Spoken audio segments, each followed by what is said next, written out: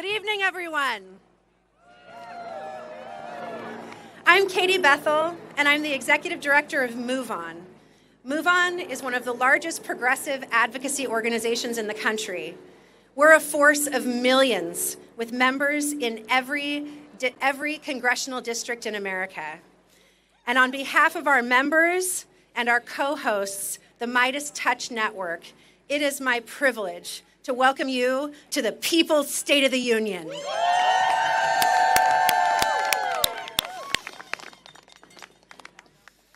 Some of you may know that giving a State of the Union address, or at least a report, is part of the job of the president. It's constitutionally required. So in a great shift, Donald Trump is following the law tonight. So why are we boycotting? Why are we boycotting the State of the Union? We're boycotting because we know that Donald Trump's State of the Union will bear no resemblance to what's actually happening in this country today. He will lie, distort, and ignore the real stories. He's not going to talk about the killings of innocent people. He's not going to talk about the thousands of people who are afraid every day because of ICE roaming their streets. He's not going to talk about the victims of Jeffrey Epstein. And he will not talk about the millions of people who've lost their health care on his watch. But Move On members, the millions of people who've been protesting at No Kings protests, the American people, we know the true state of our union. We've seen it and we're living it, and it is not normal. We have asked our leaders this last year, don't treat this like business as usual. Fight for us. Folks, tonight we're coming out swinging. And we're making history with the largest organized boycott of any State of the Union ever. Behind me on this stage are members of Congress and their guests who have all personally experienced the harms of the Trump administration. They represent millions more. They represent all of us.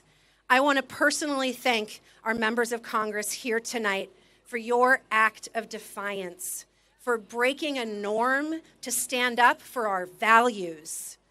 And I want to thank our special guests who you're going to hear from tonight for your courage. You represent the best of America, and you make us all want to be brave. This moment is only possible because of people's bravery. The first boycott of the State of the Union was conducted by the founders of the Congressional Black Caucus during the Nixon administration. We honor their example. We honor the millions of patriots who've turned out over the last year in marches across this country. And we honor every person who's showed up, who's risked something, who's cared for a neighbor, even when it was safer to do nothing. That courage led the way to this moment, but we have to make sure that the road doesn't stop here. We need you, everybody joining us here on the Capitol Mall tonight, and everybody watching online. Come to the March 28th No Kings protest and stand up for this country. Before I introduce our hosts for tonight, I just want to give a special thanks to all of the people behind the scenes who helped to make tonight happen. Move On staff, the staff who serve our congressional representatives and senators here tonight, our partners. Thank you so much. This is no small task to put on a historic event to fight for our country. Thank you. And now I'd like to introduce you to our hosts, independent journalists Joy Reid and Katie Fang. And while they come to the stage, I want to thank you for being here. I want to thank you for being brave, and I want to thank you for being a part of building the America we can all be proud of. Thank you.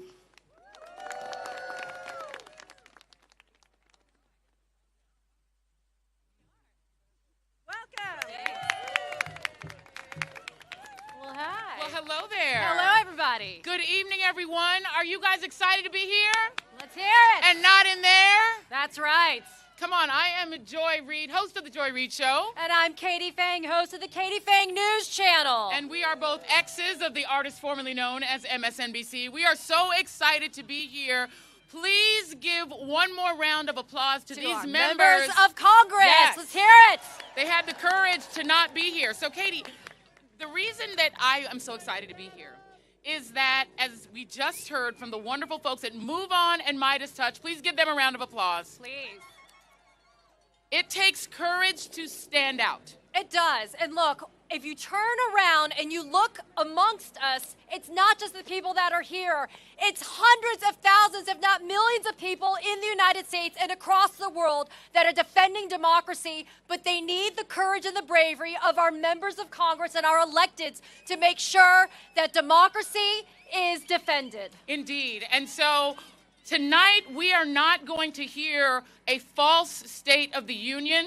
We are going to hear the true state of our union from the people who are being impacted by the policies that are taking place at the hands of someone who has demonstrated no love for the Constitution, for the truth, or for the care and concern of the American people. It's much more important to hear what people are truly facing and going through. That's what you're going to hear tonight. The American people deserve the truth.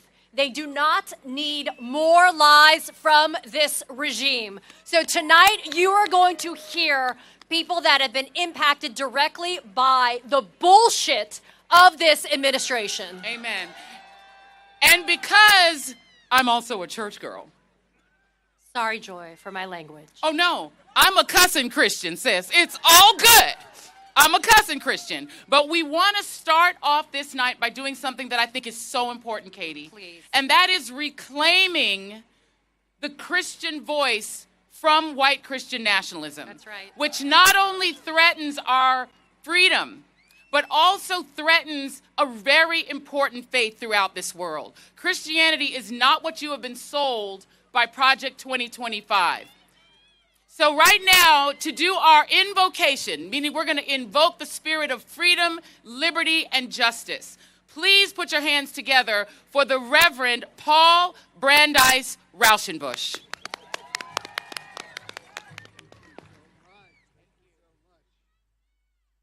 Thank you, Joy and Katie. Hello, everybody. Hello, America. Let me start by saying that my soul is so glad to be here with the People's State of the Union. I come to you as the president of Interfaith Alliance and as a Baptist minister with good news. We, the people, have the power. Is that good news? All across America, people of diverse faiths and beliefs are showing up, are speaking out, and are proving that love for our neighbors and commitment to our democracy will prevail against the cruelty, immorality, and authoritarianism of this administration. Let me speak plainly as an American and as a Baptist minister. The Trump administration is the most hostile to religious freedom in generations. They attack any religious leader or community not in lockstep with their political agenda. The White House, the Pentagon, the Department of Justice, and ICE have weaponized religion for their white Christian nationalist crusade, which attempts to define who is a true American, conveniently made in their own image, and relegate all the rest of us to second-class status. While President Lincoln famously prayed to be on God's side, Trump instead blasphemously boasts that God is in fact on his side. In Trump's mind, God is little more than a divine mascot for his political team. But enough about that unpopular man. Tonight we will focus and celebrate the people of America.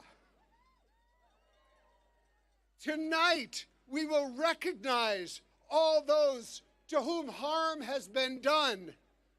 But we will also give thanks for the brave witness of the faith and community leaders in Minnesota, in Chicago, in Charlotte, in Portland, and here in Washington, D.C., and in towns large and small everywhere across America who are standing up against the abuse and inhumanity of ICE. We give thanks for every single person around this country who has put their faith or values into action by resisting government-sanctioned cruelty with moral courage and solidarity with our neighbors from every background. We give thanks to God for the power and the promise of love and what Dr. King called the beloved community that is both coming and present now if we choose to make it real in our democracy. I believe we are in the midst of the next great awakening in America, a spiritual movement dedicated to creating a nation where every person has dignity and value, where every community and faith tradition is treated equally, and nobody gets left behind this time. We, the people, have the power out of many through love. May we be one. My friends, the spiritual state of our union is strong. So help us God. Amen.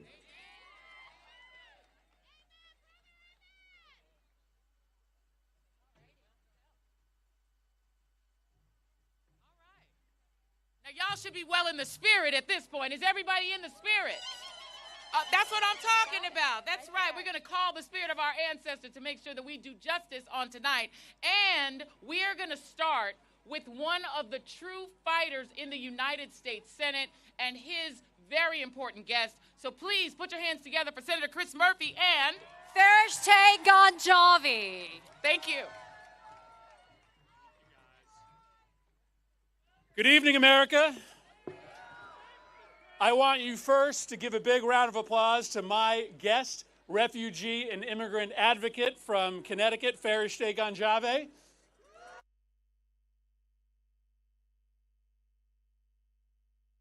Speech tonight because Donald Trump is making a mockery of this great institution, and he doesn't deserve an audience. I'm not at the State of the Union speech tonight because these are not normal times, and Democrats have to stop behaving normally. And I'm not at the State of the Union speech tonight because you're not going to hear about the State of the Union. You are going to hear lie after lie. You are going to hear attack after attack. You are going to see grandstanding. The true State of the Union is this. This union is in crisis right now. By lawless law enforcement. Our democracy is wilting under ceaseless attack from a president who wants to be a despot. Millions of Americans are losing their health care because the president has chosen corruption to pad the pockets of his billionaire friends instead of helping average Americans. You're not going to hear any of that in that speech tonight. But by being here for the People's State of the Union, you are going to hear the real story of America, a story of an America that is under siege, but a story of America that is not going to take it, that is going to fight back, and is going to reclaim this country for everything that is good and right about the United States of America. Farishte is going to talk to you tonight about the state of immigrant and refugee America. ICE is out of control. It is disappearing legal immigrants. It is tear-gassing elementary schools. It is murdering American citizens. Right now, as you know, the Department of Homeland Security is shut down. And I just want to be very clear with you about my position, and I think the position of many others who will stand on this stage tonight. Not one more dime for the Department of Homeland Security until they start following the law in this country. Fairstay came to this country over a decade ago, coming to the United States from a refugee camp. She told me just off stage that this is the moment. This is the reason that she came here to the United States, to speak truth to power, to explain the trials and tribulations that every immigrant, that every refugee goes through to get here, and to press this country to... Stuck in the border! I stuck in the border. Go Trump! Go Trump! Hey, Murphy, right, you're a scumbag. Thanks, man. Thanks, buddy. Listen, guys. Fairstay is here to lift us up to a common purpose and to a common goal, to understand that the best of America lies in how we treat those who have arrived to this country fleeing terror and torture and desperation. We have work to do, guys. We have a mission that we need to complete. And I want you to welcome to the podium my friend, Fairstay Gonçalves.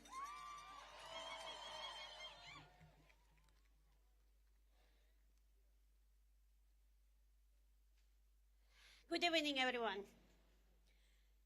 Since arriving in the United States as a refugee in 2011, I have educated more than 7,000 refugees,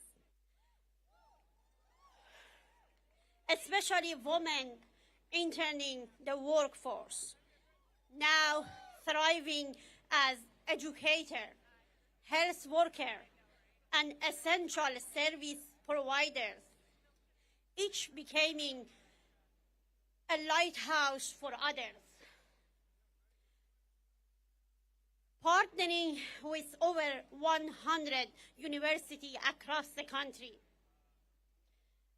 and help young students launch career in embassies, public services, leadership programs, and enter to the top medical and law schools. For years, I advocated for immigration rights. I founded Elena's Light, an organization to support families in Connecticut. And I'm proud of work over the years that we did. Thank you. I'm here today, now standing next to my favorite senator, Senator Murphy, to speak with the voice I'm so proud of. Since the recent election, my phone has not stopped ringing. Mothers have called me asking if it is safe to go to my child's appointment. Women have asked if they should cancel English classes. Afghan families and many immigrant families are confused about their legal status and afraid to travel for work, even within their own states.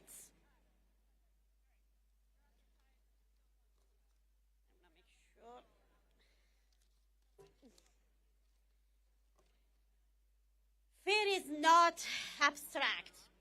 It is in our classrooms. It is in our clinics. It is in our homes. Families feel unstable. We are living in uncertain society these days. Because of this, advocacy in Connecticut has shifted. Organizations on the ground like ours are spending more time on Know Your Rights training. Policies are shifted quickly, and we must help families with rapid response needs. Preparing families with documentation for when their family members get kidnapped. And working closely with legal and health partners to support families struggling after Trump's healthcare cuts. But as hard as we try, we cannot replace health insurance. That our elderly, our children, our people with disability can no longer access. We cannot guarantee safety or peace of mind for the worker who keep our communities running every day. This administration needs to stop separating families. Mothers, kids, and our future generation who will become our caretaker, our lawyers, our teachers, and our politicians. Our community member needs safety and peace of mind to work. Leadership matters at the federal levels. We need real leaders. We need a stable federal support for integration and mental and medical health services. And we need policies rooted in dignity and education. As families can focus on building our shared community and future. When families felt secure, they built.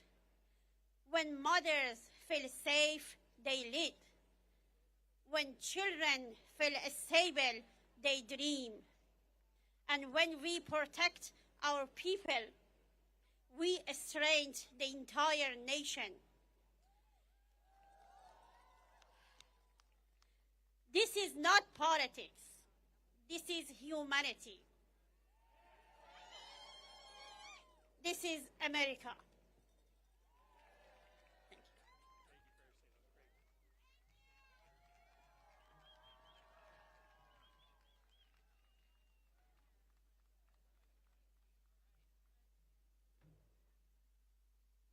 Everybody, one note, we just want to do sort of one housekeeping note. Attention all MAGA trolls.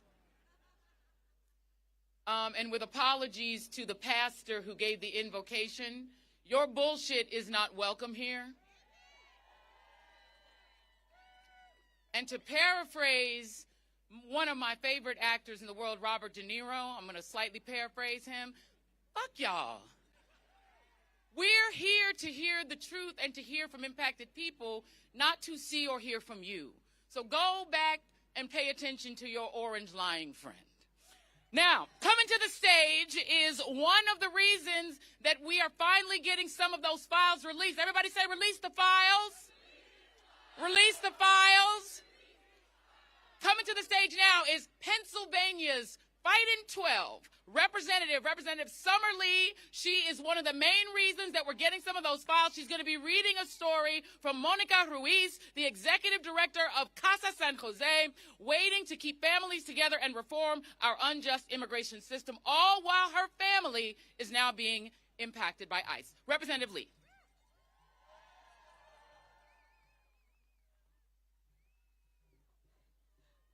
Whew. What a start to the evening. But good evening one way or another. I am Summer Lee representing Pennsylvania's 12th Congressional District, and I'm proud to stand here this evening with Move On, with organizers, with workers, and with everyday people who refuse to sit quietly while our country is pushed to the brink.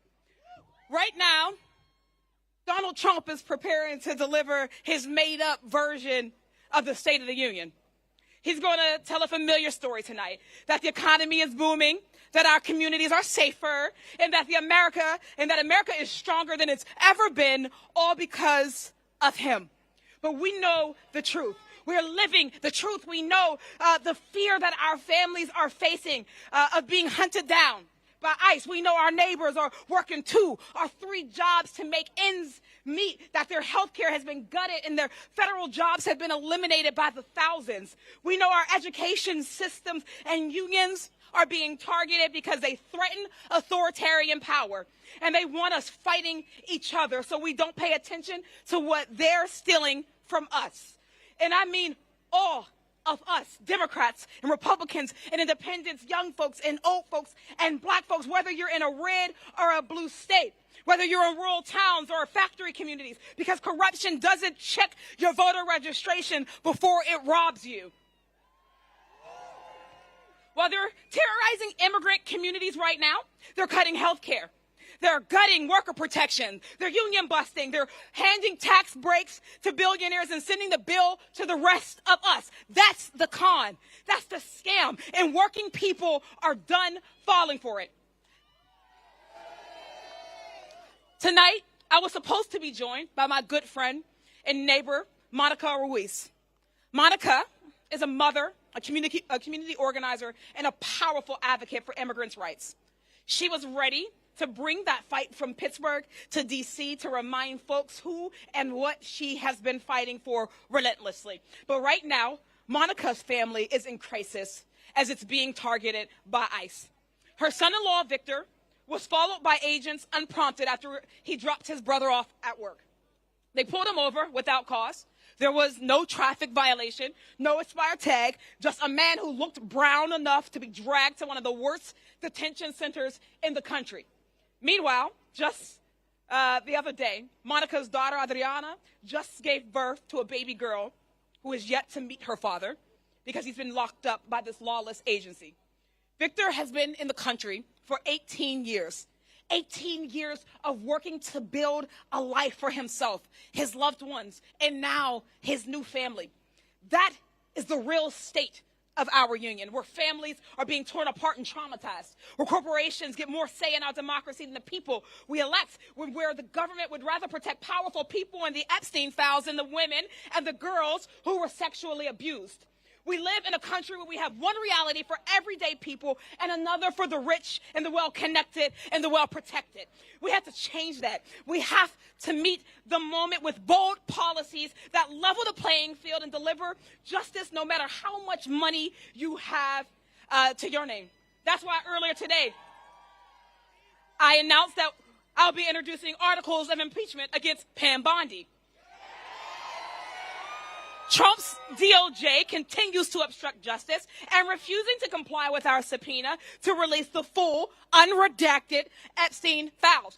Bondi must be held accountable for that. And let's not forget, it was Trump who said it first, release the files. So we'll keep that call up no matter what. Because where I come from in Western Pennsylvania, we know what it means to be abandoned by politicians who make big promises and lie and deliver nothing.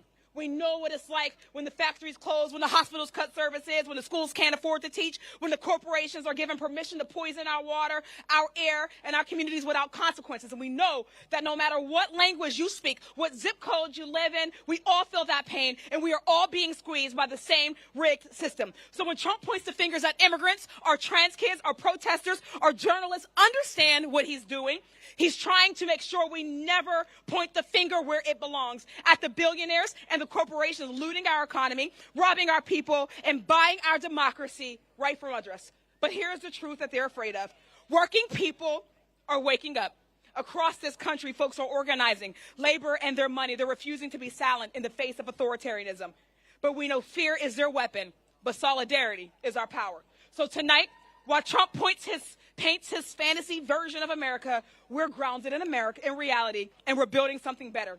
In America, where we have Medicare for all, every job that pays a living wage, where no one fears being ripped away from their family. That is the America we're fighting for. And later tonight, I'll be delivering the Working Families Party response to the State of the Union, laying out exactly what it will take to build an economy and a democracy that works for all of us, not just the working few. So I'm asking you to stay engaged, stay fired up, and tune in tonight, because this is about building a movement that is big enough to defeat authoritarianism, to stand up to corporate power, and rooted in a simple belief that when working people come together across race, across geography, and across whatever lines they try to divide us by, we are unstoppable. So all power to the people, and thank you all for being with us tonight.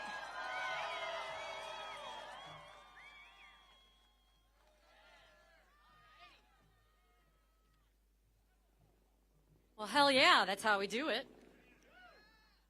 Coming up next, a man who doesn't suffer fools from the great state of Arizona. We've got Senator Ruben Gallego. He's going to be talking about a man by the name of Steve Gomez. Steve is a father of 3 from Gilbert, Arizona, and for the last 5 years, Steve and his family have relied on the Affordable Care Act marketplace for their insurance. But let me be clear. Because of Republicans and Donald Trump's big bullshit bill, now Steve has to decide what he's going to cut to be able to afford health care for his child. Senator Ruben Gallego.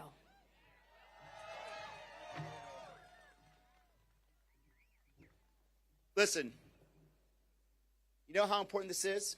I'm from Arizona. This is cold. But let's be clear what's happening there. They want to call that the State of the Union. It is the state of denial. Because what's going to happen under that Capitol is a bunch of lies. Lies that Donald Trump, the Republicans, are going to tell us about how great this country is doing right now. But what is true, what is happening right now is that Donald Trump, the Republicans, have made this country sicker, poorer, and less secure. Sicker, poorer, and less secure. How did it start? As soon as they got in there, what did they do? They went and they cut Medicaid and they cut food stamps. Millions of Americans right now are without health care. The poorest of our country are trying to figure out how to make ends meet and how to pay for that grocery bill because they needed an extra $1 billion for their billionaire friends. And when they had whatever money they had left over, then they used it to hire the most amount of ICE agents, to have the massive amount of deportations we have now that are also targeting U.S. citizens, racial profiling Americans, arresting Latino veterans and telling them you are not part of this country and making them prove that they're Americans when nobody asked to prove our citizenship when they were sending us to war for this country. Sicker, poorer, and more secure. Less secure. Let me tell you what else. Every day, every American is trying to figure out how to buy food, how to pay rent, how to pay that mortgage, how to get a car, and this president has done nothing to help that. $1,000 per average every American has to pay for his tax increases. And now the corporations are going to get all their money back. Is every American going to get a refund for the $1,000 mistake that this president did? No. Not only that, he's going to double down.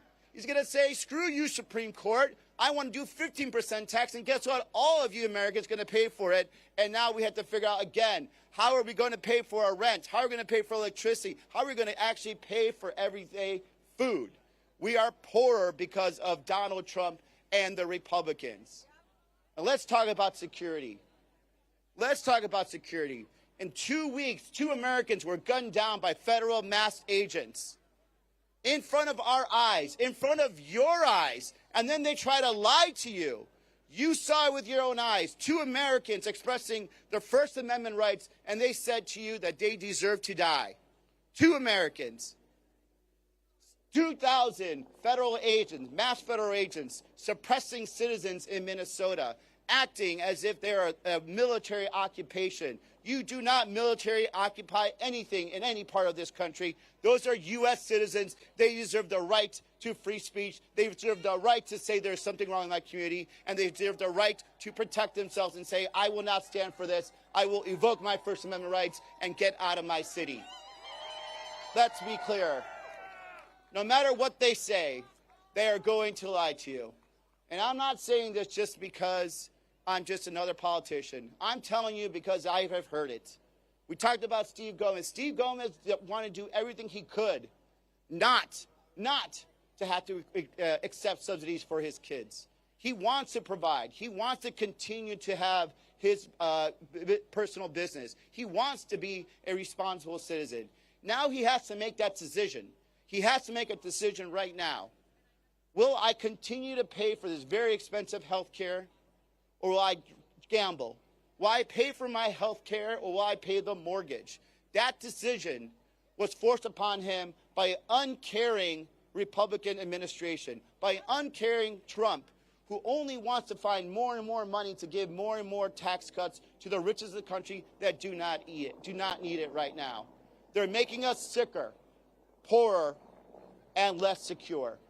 Let's change that, America. We are better than what is under that Capitol right now. We can make this country, again, the best country in the world, where everyone is richer, where everyone is more secure, and we are proud of everyday work that we can say that America is getting better, will be better, and will one day be the best. Thank you so much. Stay in the fight.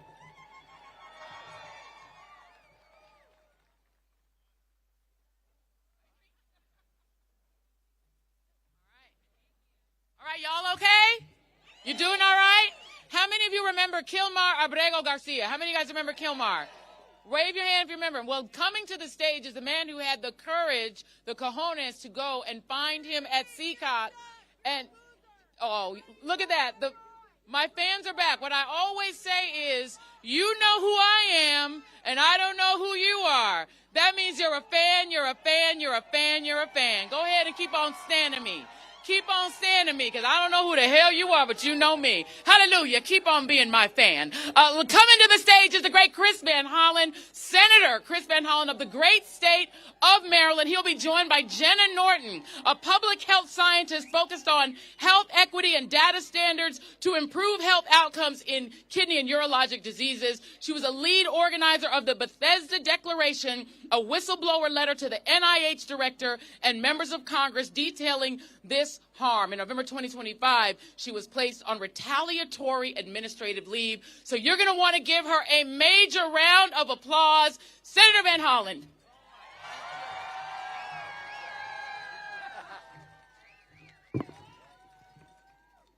Hello, American patriots all.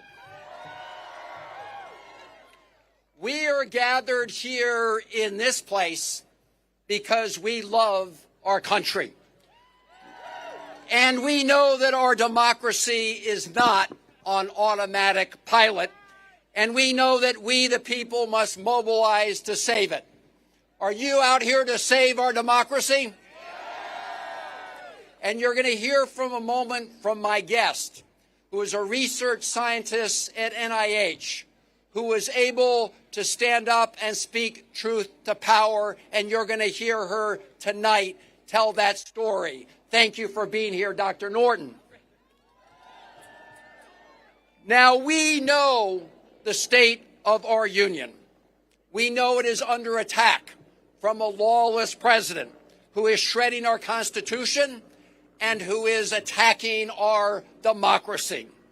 A president whose private ICE army executes Americans and then calls the victims domestic terrorists. That is what Donald Trump and his administration said.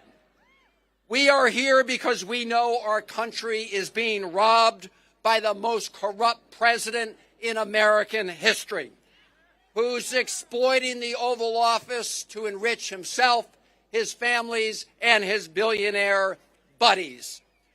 A president who continues to hide portions of the Epstein files from both the survivors and the American people. When are they going to release the files?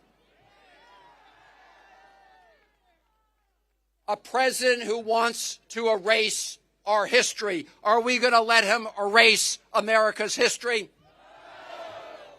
A president who promised that on day one he would bring down the costs. But instead, ever since he was sworn in, we've seen prices and costs go up on the American people, even as he refuses to extend tax cuts, tax credits that help people afford their health care. We have a president who seeks not to build a more perfect union, but one who wants to tear it down. And a president who said he would stop wars, but instead is responsible for war crimes and, as we speak, is threatening more wars. We need to stop him. We are gathered here because we know that we cannot pretend that any of this is normal, and that we will not and must not pretend that this is business as usual. We must get in the way of Donald Trump's march toward fascism. We cannot take our country down that road. And what Donald Trump wants to do is what we know all bullies do, all dictators do. He wants to intimidate all of us. He wants us to sit obediently and quietly while he lies and lies and lies to the American people. In other words, he wants us to shut up and sit down. So I have a question for all of you patriots. Are you going to shut up? Hell no. Are you going to sit down? Hell no. We're not going to stand down. We're going to stand up just like the people in Minneapolis who have taken to the streets, who are blowing the whistle to protect their neighbors and to protect our Constitution, and who are getting in the way of the president's efforts to tear down our country. Now, look, we know Donald Trump is unpopular, and we know he knows he's unpopular. So tonight, right up that hill in the United States Capitol, he's going to pretend that he really wants to help working Americans. He's going to pretend that he does want to bring down those prices. And we know that that is not what he wants, because just a few weeks ago, when we talked about the affordability crisis, he said that was a big hoax. Do you remember? He said that was a hoax. Well, it's real. And we all need to make sure that we put forward ideas to deal with it. So, in my view, it's not enough that we hold the line against Donald Trump. We must do. But let's face it, we also need to show the American people that we are willing to stand up and fight against big corporate special interests to the benefit of all of the American people. Are we going to do that together? Because we need to make sure that we unrig a tax code that right now favors people who make money off of money over people who earn a check through their hard work. Are we going to change that?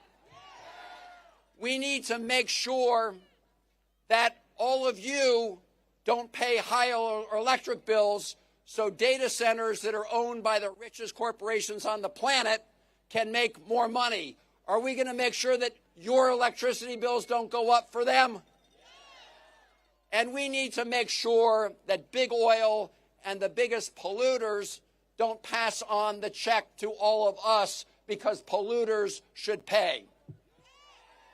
And we need to make sure that big tech doesn't write all the rules, that we write the rules, and we make sure that AI doesn't strip Americans of the dignity of work. Are we going to do that? And we're going to make sure they can't snuff out the light on the Statue of Liberty. Are we right about that, my fellow Americans? So look, we have a lot of work to do. And I'm often asked by people, when's the cavalry coming? Where are they? And my message to you, and you know this because you're here, is you are the cavalry. You are we the people. I know all of you remember that right after he was sworn in, Donald Trump began his unlawful assault on hardworking federal employees who work every day to deliver services to the American people.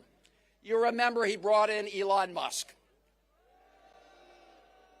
who took out his chainsaw not to make government more efficient, but to rig the government in favor of billionaires like him. One of the people who stood up and spoke out was Dr. Jenna Norton, a career public health researcher at the National Institutes of Health. Dr. Norton blew the whistle on the outrageous actions that threaten the health and well-being of the American people. And she has been retaliated against because she was willing to stand up and tell the truth. But here's what we all know.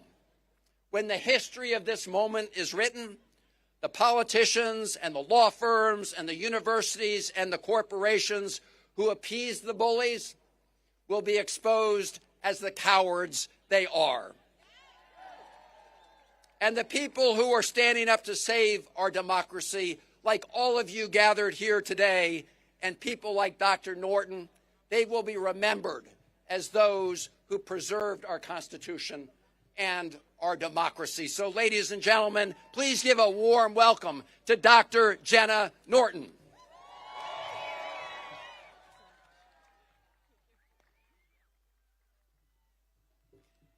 Thank you, Senator Van Hollen. I'm so honored to be here today, speaking up with so many other brave people in my personal capacity. As Senator Van Hollen noted, in November of 2025, I was placed on administrative leave from the job that I loved at the National Institutes of Health because I blew the whistle on the wrongdoing that I saw there. The Trump administration put research participants and public health at risk by Is that better? So, thank you, Senator Van Hollen, and thank you for letting me know that you couldn't hear me. I am very honored to be here today with all of the brave folks who have been speaking up, and I am here in my personal capacity. So as Senator Van Hollen noted, I was placed on administrative leave in November of last year because I spoke up about the wrongdoing that I was seeing in a job that I used to love at the National Institutes of Health until it was fundamentally changed. The Trump administration put research participants and public health at risk when they abruptly terminated NIH studies. By halting these studies, they also wasted taxpayer resources. When you halt a study, a 5-year study, a $5 million study, 4 years in, you don't save $1 million, you waste $4 million. And they continue to this day to censor research in violation of the courts, erasing people from science who don't fit their vision. Black people, Hispanic people, immigrants, LGBTQ+ people, all Americans who deserve to have their unique research needs addressed. They are creating a science that serves the few instead of a science that serves all of us.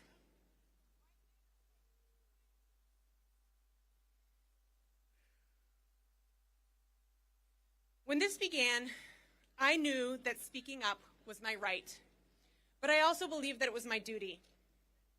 I first spoke up inside the National Institutes of Health, but when my concerns were not addressed by leadership at NIH, I felt that I had no choice but to join with hundreds of my colleagues at NIH to take those concerns to the public.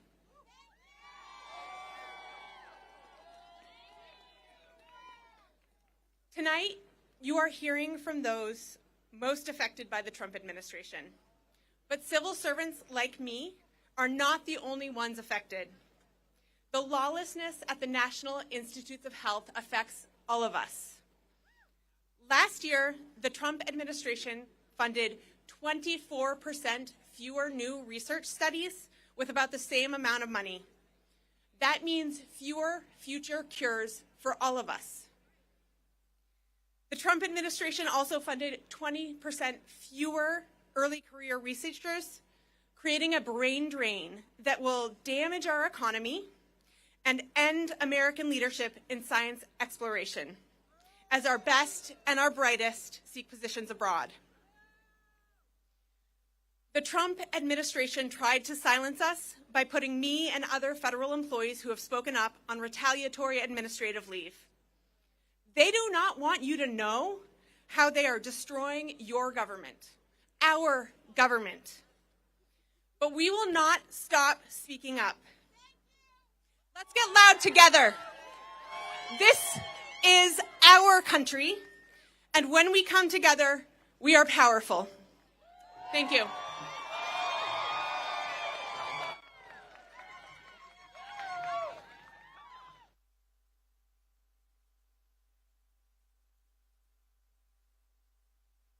That's exactly what we need to be hearing tonight. Coming up next, we have a congressman from the state of Texas who's the chair of the Democratic Congressional Progressive Caucus. These days, people look at the word progressive and they think it means something, but it's not. What it is every basic human thing that we all deserve, we should get it. That means affordable health care. That means due process. That means basic human civil rights. Congressman Greg Casar from the state of Texas is here with a woman by the name of Jill Cordick. Jill is a retiree from last year. Her premiums used to be $75 a month, courtesy of the enhanced premium tax credits. But again, the Republicans and Donald Trump with the big bullshit bill didn't care about those enhanced tax credits and said, we're not giving it to Americans anymore. So now Jill's premiums have increased tenfold this year. So now it costs $800 a month for $9,600 a year for health care. Please welcome Congressman Greg Casar and Jill Cordick. Buenas noches, Washington, D.C. How are we doing tonight?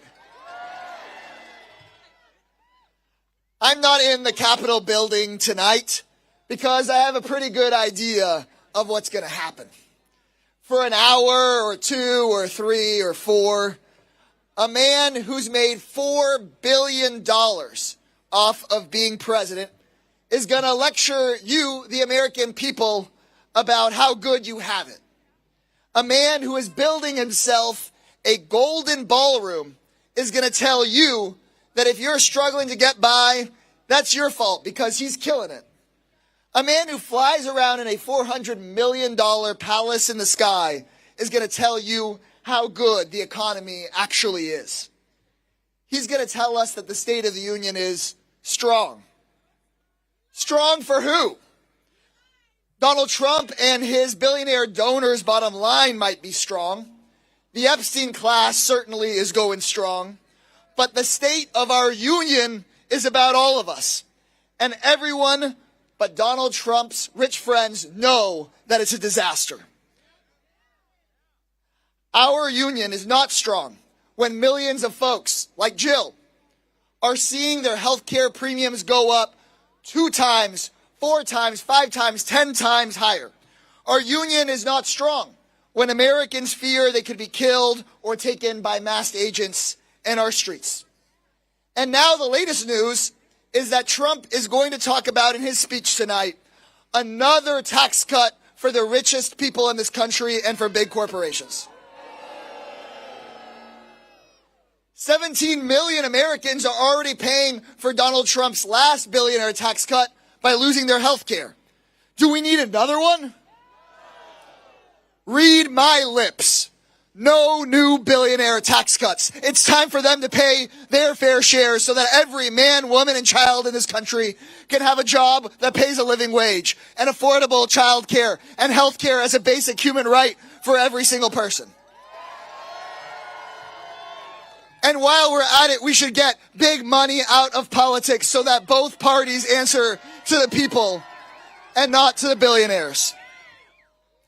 Not another cent to the billionaire class, not another cent to the Epstein class. We will fight this Trump proposal tonight, tooth and nail, and we will make sure that the Republicans that vote for it lose their jobs. What do y'all say?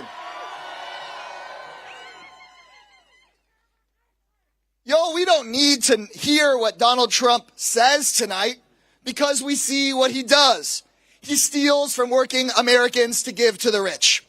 Donald Trump doesn't owe us a 2-hour rambling speech. He owes the American people their money back.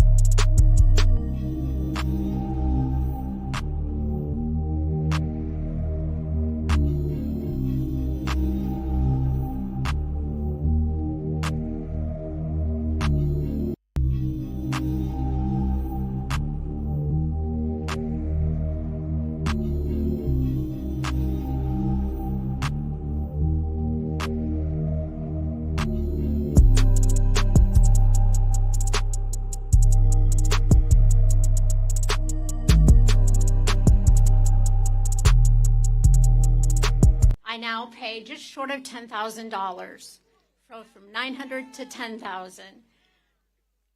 Affordability looks very different today.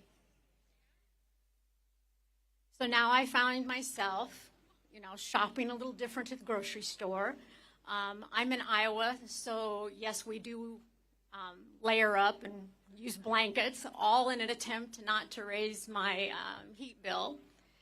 And honestly, I am making choices to defer health care, just all in, great fiscal caution, as I'm looking at least a $10,000 deductible. There are millions of Americans that are affected by the loss of the ACA credits. In Iowa specifically, there are around 100,000. 13,000 have opted not to sign up and be in the marketplace this year. That's 13,000 Iowans trying to navigate the healthcare systems without coverage. This isn't abstract. These are real policy choices, errant policy choices, and they're harming real people like me. And these intentions, and the intentions here that these leaders are these guys are supposed to be representing us. I have too many syllables here. Yet, and they continue to disappoint us. They've just shown us, the Republicans and Donald Trump, how out of touch they are with real Americans. So when they choose tax breaks for the wealthy over affordability, that dastardly word that Donald doesn't like, affordability for Americans, they're turning their very back on the people that they are supposed to be representing. So thank you for listening. Thank you for showing up tonight. Thank you, Jill. Let's hear it for Jill. Let's hear it for each of you guys. Thank you guys very much.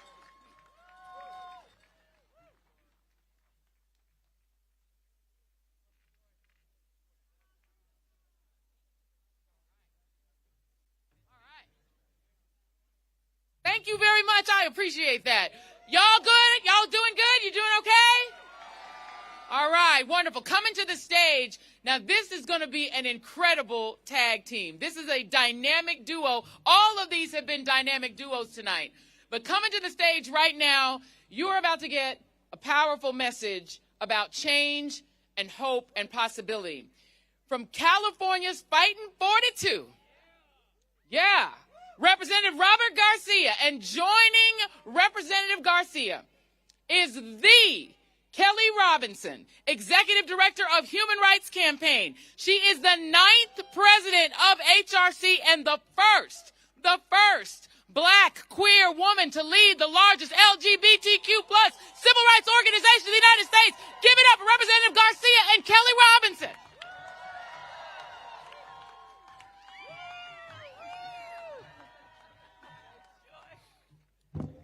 Hey everyone, how are we doing tonight? It is so great for both Kelly and I to be here with all of you, two proud members of the LGBTQ plus community who are proud to be standing tonight with the people at the People's State of the Union. The single most powerful moment tonight is going to be when Donald Trump has to look up at the gallery of the U.S. House and see the survivors of Jeffrey Epstein looking straight back at him, demanding justice, demanding truth, and demanding accountability. We should be crystal clear about right now what is happening in our country. We have a president who is leading the single largest government cover-up in modern history. We have the single largest sex trafficking ring in modern history right now being covered up by Donald Trump and Pam Bondi in the Department of Justice.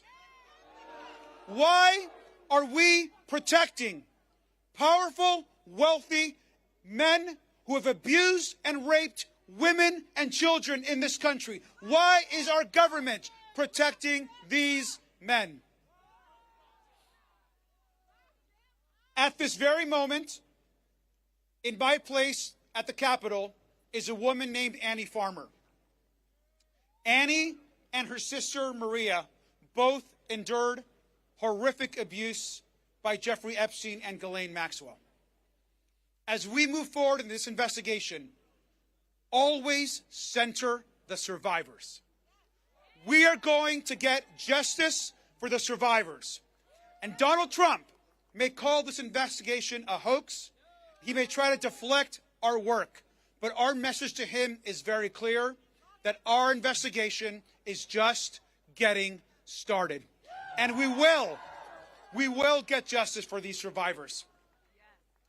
And tonight, I am proud to be here with a true champion of equality, because at this very moment, not only has HRC and Kelly stood up for survivors and the victims of abuse, but they stand up for our community, for gay people, for trans people, for queer people that are being attacked and whose rights are being moved back every single day. So it is, give a big welcome, and I'm proud to be here with the amazing Kelly Robinson. Yes. One more time for Congressman Garcia, y'all. Can we thank him for being out here with us for the People's State of the Union and not in there with those lies? Come on, y'all. Come on, y'all. This is what leadership looks like. This is what queer leadership looks like, too, okay? I'm Kelly Robinson. I'm proud to be president of the Human Rights Campaign. We are the largest LGBTQ+ civil rights organization in the world, 3.6 million members strong and fighting every day. But today, I'm here for the people who are in same-sex marriages that are worried about their families. I'm here for the parents that are tossing and turning at night over the safety of their queer youth. I'm here for every trans kid that just wants to feel seen, valued, and loved. I'm here for every trans person that's been kicked out of our military and every person living with HIV that's denied their PrEP medication. I'm here for our community tonight. Because I gotta remind this country that lesbian, gay, bi, trans, and queer people, we've always been here and we're not going anywhere. This is our country too. This is our country too. We have paid for it in funerals, in freedom songs, in court cases, in classroom battles. When I say this is our country, I'm saying it with my whole chest. And once again, we are here to defend what is ours. Because my friends, these are not ordinary times. There's nothing ordinary about this president removing the pride flag from Stonewall. There's nothing ordinary about them cutting billions of dollars from HIV prevention and throwing it into building more ICE detention facilities. We need health care. We need food. We don't need mass incarceration. And there's certainly nothing ordinary about this government murdering United States citizens. Renee Good should still be alive. Alex Preddy should still be alive. Ruben Ray Martinez, Dr. Linda, Keith Porter Jr., and all the other people who have died in ICE custody should still be alive. These right here are serious times that require serious leadership. And if that leadership isn't going to come from the White House, it's sure as hell going to come from people like us, gathered like this to create change and fight for freedom and not give up on our country. Isn't that right? So I want to say this. I pray that one day my children will grow up in a world where they feel just as safe surrounded by the American flag as they do when they are surrounded by pride flags. And the only way that that day will come is if we show out and vote this November. If we talk to our neighbors about things that matter. If we don't give up on one another and don't give up on this country. And I'm reminded by the words of the great Ella Baker, y'all. She said, "We who believe in freedom cannot rest. We who believe in freedom cannot rest. We who believe in freedom cannot rest." And I'm not going to rest while our immigrant neighbors are under attack. I'm not going to rest while they keep coming for our queer and trans youth. I'm not going to rest while they try to unravel our democracy. Are you going to rest? Are you going to fight? Are you going to vote? Then let's do the work and let's get free, y'all.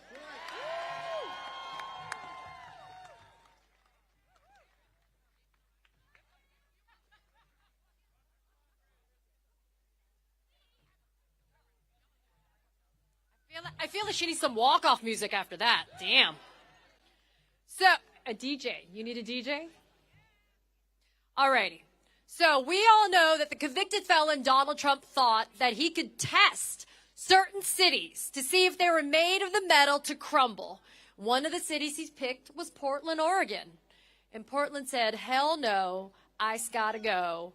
Portland also said, hell no, National Guard is not going to happen here. Federal judges told this administration no. And what did Trump do? He called for their impeachment. He doesn't believe in the rule of law. But Senator Jeff Merkley is here to let us know and to let all of you know that the rule of law is still alive and well. He's joined tonight by Nafisa Faye, Washington County Commissioner who made history as the first immigrant and refugee, the first black and the first Muslim commissioner in that county. She is outspoken because ICE and Trump's secret police are terrorizing our communities. Let's hear it for Senator Merkley and Nafisa Faye. How y'all doing tonight? You know, Kelly Robinson, who just spoke from HRC. How about another hand of applause for her work leading the equality movement? And how about this? How about we pass the Equality Act so discrimination and bigotry is eliminated across the United States of America?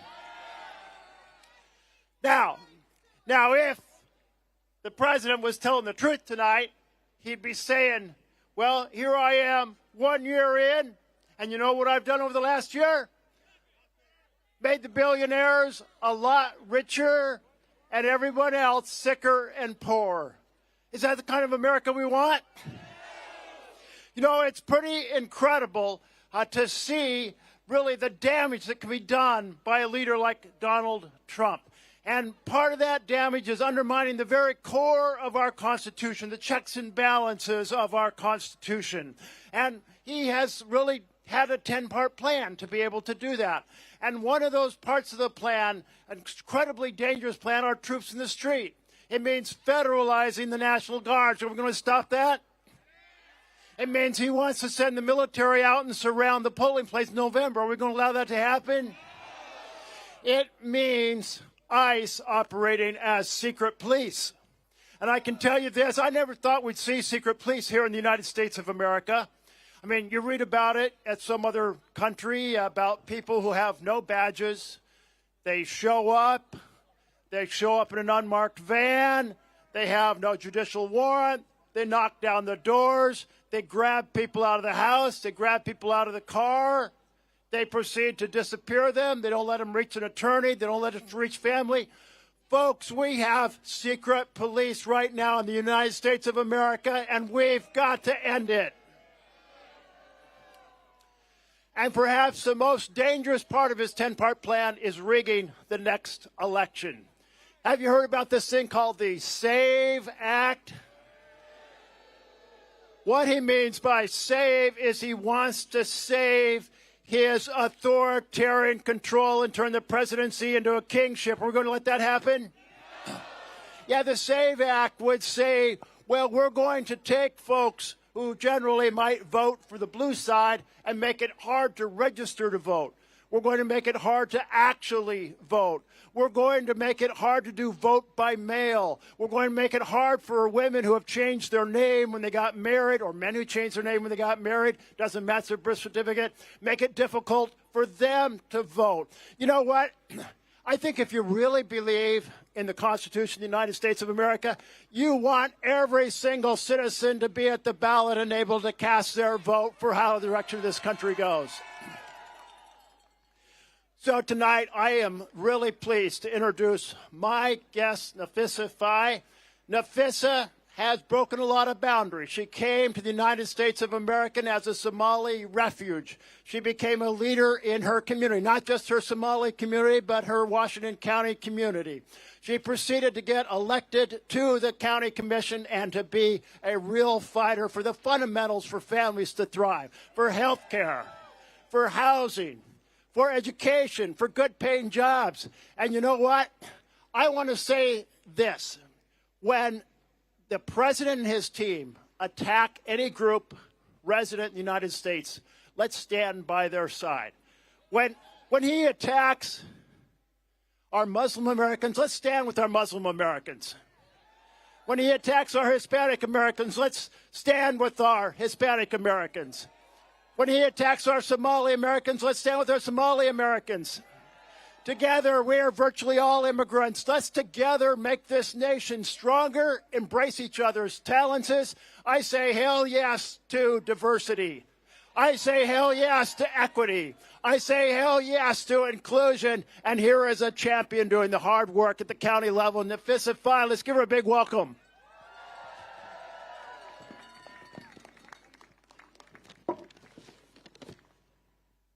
I think the senator started a trend, so I'm just going to hold the mic as well. Hello, everyone. I think the secret is out. I am from Somalia, but don't share that with Donald Trump. My state had enough of him, so. My name is Nafisa Faye, and I serve as a Washington County Commissioner in Washington County, Oregon. I'm honored to be here in Washington, D.C., because policies passed in D.C. have real consequences for the people I represent back home in Oregon. I want to thank Senator Jeff Merkley for inviting me and for standing with communities in Oregon. In Washington County, residents are directly impacted every day. Man, D.C., I thought Oregon was really cold, but D.C. is super cold. I tell ya. It's been a while since I've been in Somalia, so I should be used to the cold weather, but D.C. is really cold. In Washington County, residents are directly impacted every day by the actions of ICE.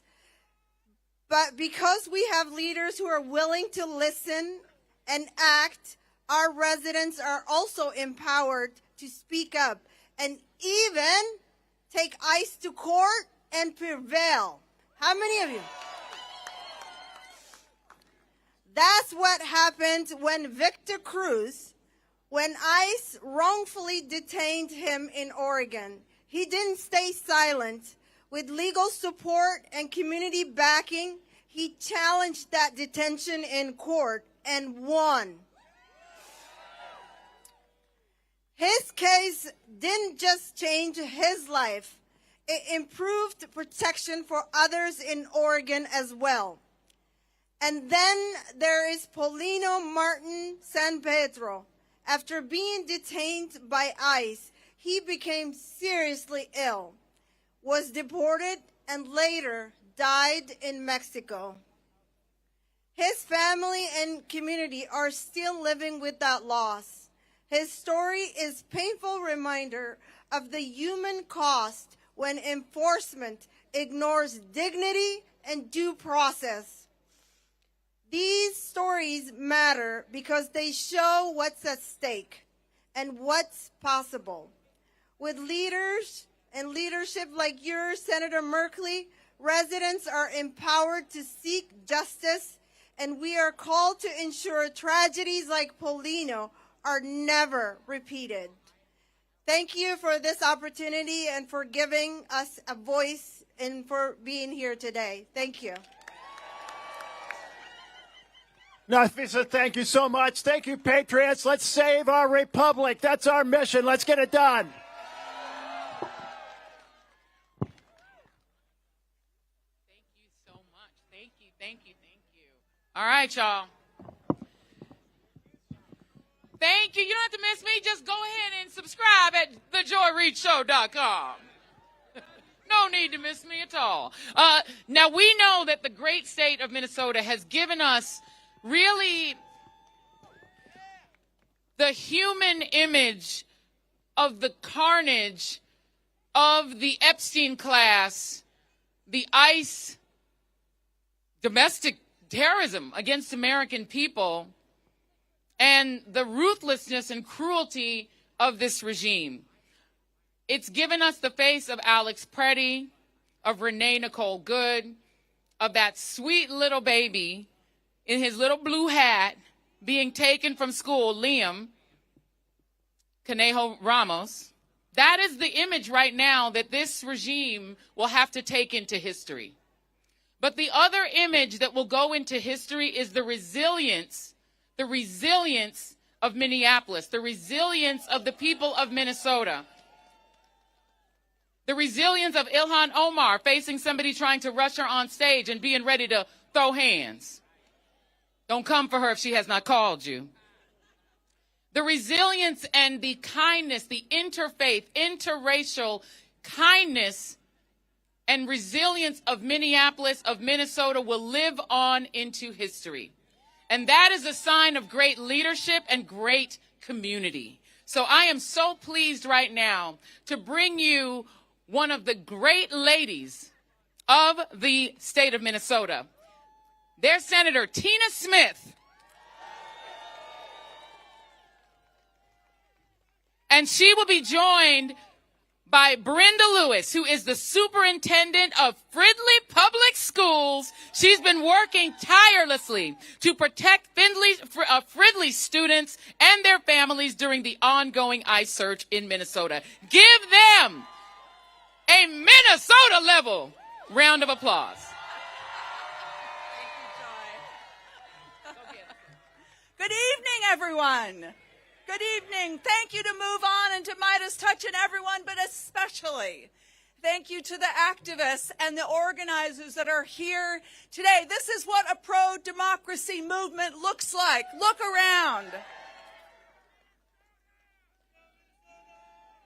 And back behind me here is the United States Capitol. And inside that Capitol, I got to say, I'm so glad I am out here with all of you instead of inside that Capitol right now. Inside the Capitol, Donald Trump is lying about the state of this nation. He is using division to drive us apart, to make us think that we are not one nation, one community. And that is why we are all gathered here today, because we are against the chaos and the corruption that he is spouting back there in that most precious capital of ours. But tonight, we are outside, and I'm here to tell you, this feels like resistance weather to me. Because we want to tell the real story about what is happening in this country, what is really, really going on. And we're here to offer an alternative that is not about sticking up for the billionaires. It is about fighting for the working, the hard-working people in this country. And that is why I am so grateful to be here with my special guest today, Brenda Lewis. Give it up, Tell. Thank you, Brenda, for being here. Brenda is an educator. She was the superintendent of the Fridley Public Schools. This is a district of about 2,800 students. It is very, very diverse. It's a suburb of Minneapolis and St. Paul. And when ICE came to Minnesota, Brenda sprang into action. And I'm here to tell you, folks, she is a badass. Now, you've seen the searing images of what has happened in my state, in our country. People who have been arrested and detained and assaulted. The killing of Alex Preddy and Renee Good. You have seen the searing images of Liam Conejo Ramos and his dad ripped away from their home and sent off to Texas for no reason at all. But I'm here to tell you that what you see in the pictures is what's really happening is so much worse than that. Because once you get past the incredible documentation that is happening by these eyewitness accounts in small towns all across Minnesota, this same thing is happening. Restaurants and people have lost their livelihoods because of this secret police that has attacked our state. Families are torn apart and they will never be put back together again. The pain and the suffering and the damage is going to last for a very, very long time. And this is what Donald Trump and Kristi Noem are doing to us right now. But we have seen something else in Minnesota. When they brought guns, we had whistles. People came out in their neighborhood and they stuck up for people that they didn't even know. They brought diapers and they helped get prescriptions to families. They gathered together just out of the pure love of their neighbors, even the neighbors that they did not know. And when ICE came and started circling around schools and terrorizing families, people like Brenda stood up and fought for their kids because she knew that her most important job was to keep those kiddos safe. And so I want you all to thank Brenda for everything that she has done. I want to invite her up to talk about what it has really been like in Minnesota. So Brenda, can you tell us what happened? When did you first realize that this was happening with ICE and that you were going to have to spring into action? I first realized this in December when the temporary order was put through on our Somali families, and we were told, let's watch our attendance, and our attendance immediately dropped. Then the day after the Renee Good murder, we had more than a third of our students absent, and that's when it began. And at that time, we thought we had seen the worst. And I'm about to share with you tonight a story that happened that covers a 10-minute period of time on a morning. I woke up that morning a little bit optimistic, and we learned that 700 ICE agents were leaving Minnesota immediately. Little glimmer of hope. Our second glimmer of hope, our lawsuit to keep ICE out of Minnesota schools, was trending really well in the media.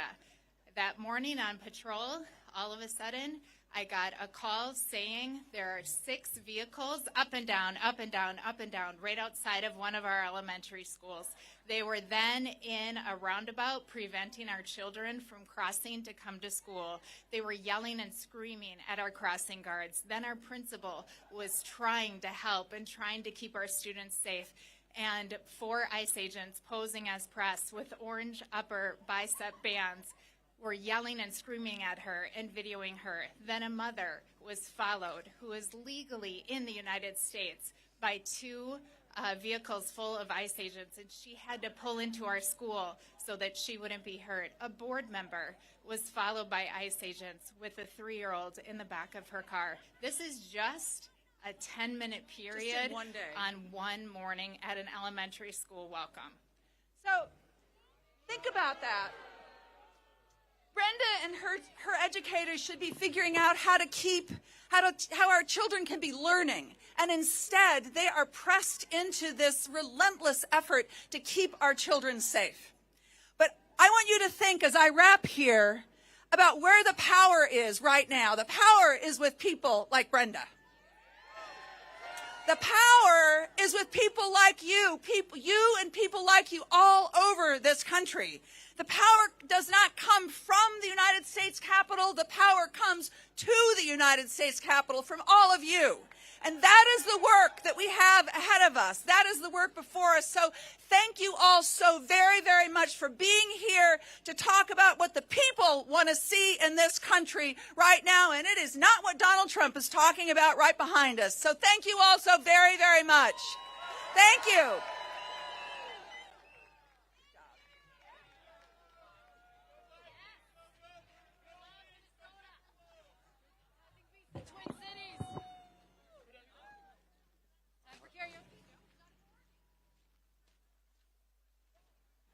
Love you guys too.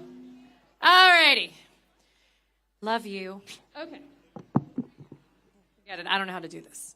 So, not everybody gets to be from the amazing place called New Jersey.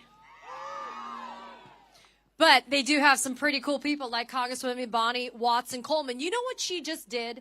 She just introduced legislation to stop the bullshit of immigration arrests while people are going to court. Right? Because it never was about getting the quote-unquote illegal aliens. It was never about getting the quote-unquote criminal element out. It was making sure that we got rid of the people that didn't look like us. And that is what this administration is all about. So Congresswoman Bonnie Watson Coleman says we're not doing that anymore in our courthouses. She's joined today by Nedia Morsi, the director of Make the Road New Jersey, one of the most fantastic community organizations in the state of New Jersey that is focusing on our communities of color. Please welcome them to the stage now.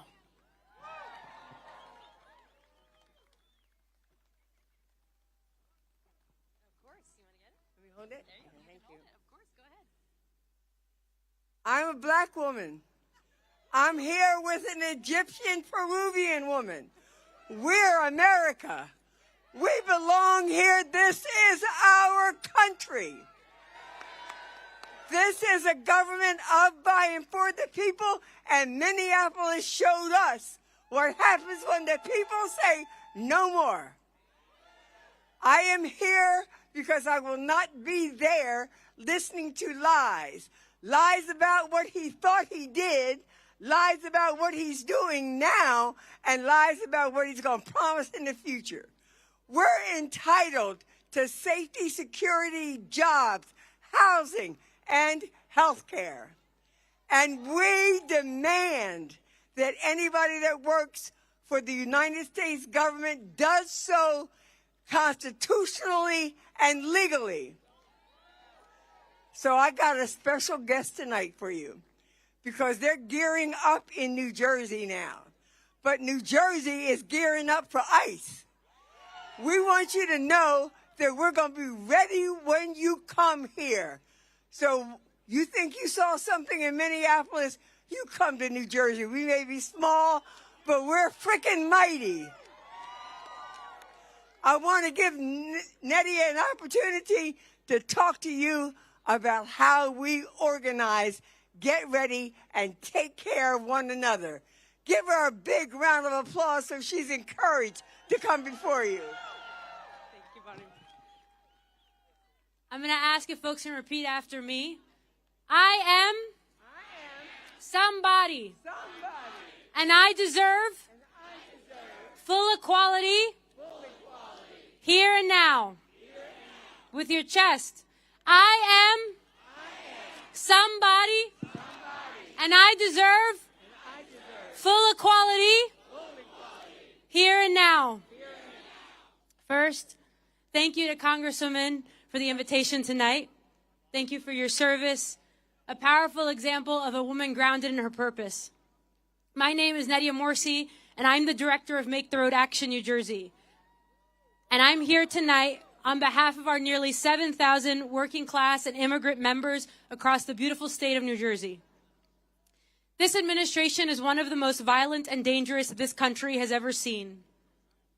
It was the Sunday after the inauguration around 10 o'clock in the morning when we had begun to receive calls from members further down on South Broad Street in Elizabeth, New Jersey, that ICE was knocking doors and entering businesses. I remember when I got to South Broad, it was a ghost town. The bodega was closed, the T-Mobile was closed, the bakery was closed. The videos of what happened that morning started to circulate in WhatsApp chats and Facebook groups. I called the same members who had called me, who I knew lived near South Broad. And we came together and we split up to knock on doors with Know Your Rights materials and to invite community members to our centers. That's how you start. You just start. You set up a phone tree to check up on fellow Elizabeth members throughout the city, and we organized a town hall the following evening. More than 300 people attended with less than 20 hours notice. What we came to see, what we always come to learn, is that people are searching for community.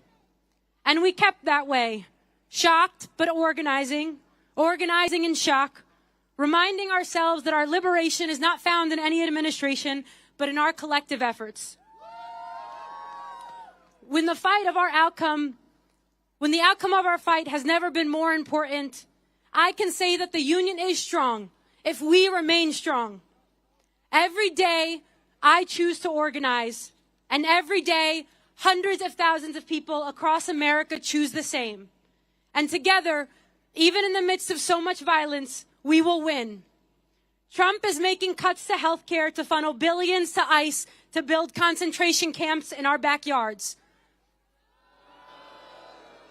They're using commercial warehouses that have been converted into concentration camps with floor maps that look like slave ships. Concentration camps where they're holding children and adults who have been kidnapped, citizen or not, for the crime of being black or brown or poor or Palestinian. In Roxbury, New Jersey, in Social Circle, Georgia, in San Antonio, Texas, in Surprise, Arizona. All across the country, in all of our backyards, fascism is rampant. And we have to ask ourselves the question, who are the puppet masters? They are the billionaires standing behind Donald Trump, pulling the strings. And these billionaires, they have names. Peter Thiel, Alex Karp, Elon Musk, and many more. Corporations like Palantir are beta testing their mass surveillance systems on immigrants, and they are helping the administration compile data on U.S. residents across every government agency, including the IRS and law enforcement. They won't stop until they build an algorithmic surveillance where they profit on all of us. In the face of such blatant greed and hatred, the American people couldn't be more clear. We want an economy that delivers for all of us and a country where we protect our neighbors. From Dilley to Delaney, we are prepared to dismantle ICE. This is not the path we chose to take, but if the only way out is through, then the only way through is together, as one people, fighting for the ones we don't know yet. Presidents can come and go, but we are here to stay. And while we need to defund ICE, we need to deconstruct Homeland Security.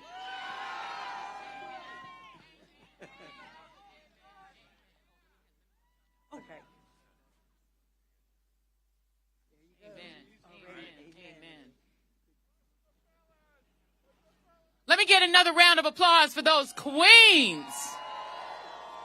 Deconstruct DHS. I think I could get down with that. If the funding runs out, I'm not sure it should come back. I realize Kash Patel needs to go to Italy on occasion for fun vacations to hang out with the hockey team on our dime. I realize that he likes to use the private jet and that deconstructing and defunding DHS would interrupt the fun that he's having on our dime. But I think it's worth it. Make him buy a regular ticket on an airline like the rest of us. Coming to the stage. Now, I want you all to say after me, all right? Say, okay. Say, you said that. Say, you did that. All right? Okay. You said that. Oh, I know you didn't say that. The next person that I'm bringing to the stage made that kind of call and response normalized in Congress. The greatest hype woman any member ever had. The woman who's going to let you know when you said it and let you know when you failed to say it. The lady who is standing up for the Epstein survivors like nobody else. Coming to the stage from the great state of California, California's Fighting 37, Representative Sydney Kamlager-Dove. Give her a round of applause. Give it up for Joy Reid, y'all. My hype women, how are you all tonight? It is a little cold. I am from Chicago, but it's still cold. So I don't know about you, but my mother has always told me, don't let nobody come up in your house and disrespect you. Now, unfortunately, I share my house with Speaker Johnson. Exactly. And he's got somebody up in my house disrespecting all of us. So I decided that I would hang out with my people, with the people, with all of us, the people who have been in the streets day after day, demanding better from our government. But in my stead, I sent a survivor, Jenna Lisa Jones, who at the age of 14 endured something that no child should have to. And she sent some words for me to share with you. As a survivor of the abuse and exploitation connected to Jeffrey Epstein, this invitation means far more to me than simply attending a historic address. It represents recognition that survivors' voices matter, that our experiences are not invisible, and that our resilience deserves to be seen and acknowledged in the very spaces where our nation's future is shaped. Moments like this remind me that we are not alone, that our stories have meaning, and that there are leaders who are willing to stand with us. I met and hung out with Jenna Lisa today. And as I listened to her, I was struck by the extraordinary courage that it takes as a survivor to show up and stand up and look your oppressor in the eye and say, I will not be silenced. But sadly, this is a kind of courage that our president doesn't have. So as Donald Trump delivers his address and sees Jenna Lisa and her fellow survivors in the audience, he will be reminded what true leadership looks like. And it is not measured by applause from sycophants. It is measured by whether or not you stand by your word to fight against injustice, or whether you want to shield the folks who should be held accountable. But enough about Trump. I'm so tired of talking about this small man who is not worth any of our time. Because this People's State of the Union is not about him. It's about us. And what is worth our time, our commitment, our work. And y'all, let me tell you, up until November and for the next couple of years, it will be a lot of work. But what is worth our time is the future that we want to build.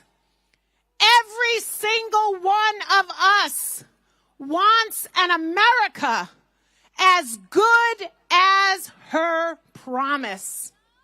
And each of our dreams are different. That's what makes diversity so amazing. But there are some fundamentals, y'all, that are just non-negotiable. We have to take on the corporations and the monopolies that are squeezing every dollar out of our pockets and making us poorer. We have got to lower the cost of health care and everyday necessities. Nobody should be forced to make a decision about if they're going to pay the rent or stay alive. We have got to make the dream of home ownership real. It is not if you try to dream and work to own a home that it costs you a future and limits your future instead of allowing you to build a future. And we have got to build an education system that opens the doors for all of our young people rather than shutting them down and burying them in student loan debt. And yes, we need an immigration system that lives up to the founding ideals of this country. Diversity is not the threat. It is the very source of who we are as a nation, y'all. And we have to empower our cities, our rural communities with the resources they need to solve 21st and 22nd century problems. And above all, we must, and if you don't know it by now, then you have not been paying attention, but we must save and protect and defend and make more righteous our democracy. Because without it, absolutely none of this is possible. This weekend, I was back home in California in my district, and I was talking to one of my constituents, May. And May said, I want to be able to trust my government again. I want elected officials who will be honest with me. I want to see courage. And real talk, y'all, we have a government that is working harder to harm us than help us. Real talk, we have a government right now where justice goes to the highest bidder and the lowest kneeler. And that is not what we've signed up for, And that's not what we deserve. It is time. It is wait time. It is past time in Black History Month and every other month of the year, y'all. It is time for the moral goodness of this country to match our economic might. For our leaders to put people over profits, compassion over cruelty, and equity over evil. This is our country. This is our moment. And just like Jenna Lisa said, we will not be silenced. The People's State of the Union starts tonight. And we're going to keep it going every day of the week through November and to the end of this man's term until we get the country that we deserve. Thank you so much.